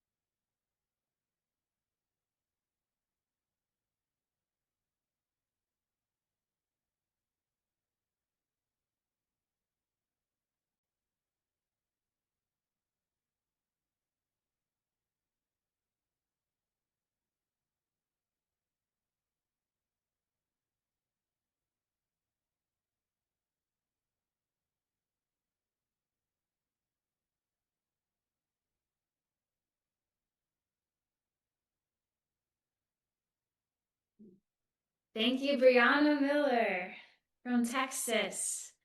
Great to see you. Very solid routine. I've seen Briana when I first started competing. I remember, I think it was in Iowa, or maybe Pennsylvania, the one right after it. But it was her and then a crew of females, and they all had the same matching unitards. And I was like, wow, they must really know what they're doing. I was in yoga hell. brand new there. But so that Brianna always has a solid routine. It was a beautiful split arm. She had stillness quite well in many of her postures. Yeah, let's see. That's the peacock. I mean, it's just like very, very calm. It's like you watch her and you're like, I know that she's done this before. She's been on stage many times. It was great to see. So this concludes our all of the competition for the day. I want to make a couple announcements about what we have next coming up, just so you guys know, and you can always find this on usayoga.org, our website. In Frisco, Texas, May 2nd, there is a qualifier. It's live and virtual. So that is a change from prior. So if you're in that area, or you want to go to Texas, go there. But it's also a virtual qualifier. Then our May 16th is a pretty exciting class. We have Isak Garcia is doing a Zoom class. It's his E84 intermediate class. He was a 2005 men's gold medalist, and he leads trainings all over. He teaches all over, so it'll be fun to have him here for USA Yoga. Then our next and our final qualifier is the Portsmouth, New Hampshire qualifier. That is May 23rd. Also, though, we have Zeb doing classes. So if you want to go in person, which I highly recommend, it'd be great to be in person. But if not, we are those. It looks like he has a slow flow and meditation on the 22nd at 6 p.m. So that'll be on 6 p.m. I don't know what time zone we're in. I think that might be for Eastern time, but just look at the website. So the slow flow and meditation with Zeb. I've had many classes with Zeb. I went to his retreat one year in Casa Om, Mexico. So he has a great flow. And then on the 23rd in Portsmouth, there's an 84 asana class. And then on the 24th, there's also another 84 class. And then our final class our final Zoom is yoga prehab and Tibetan progressions with Stephen Guthrie. So that is June 13th. All of this you can find on our website.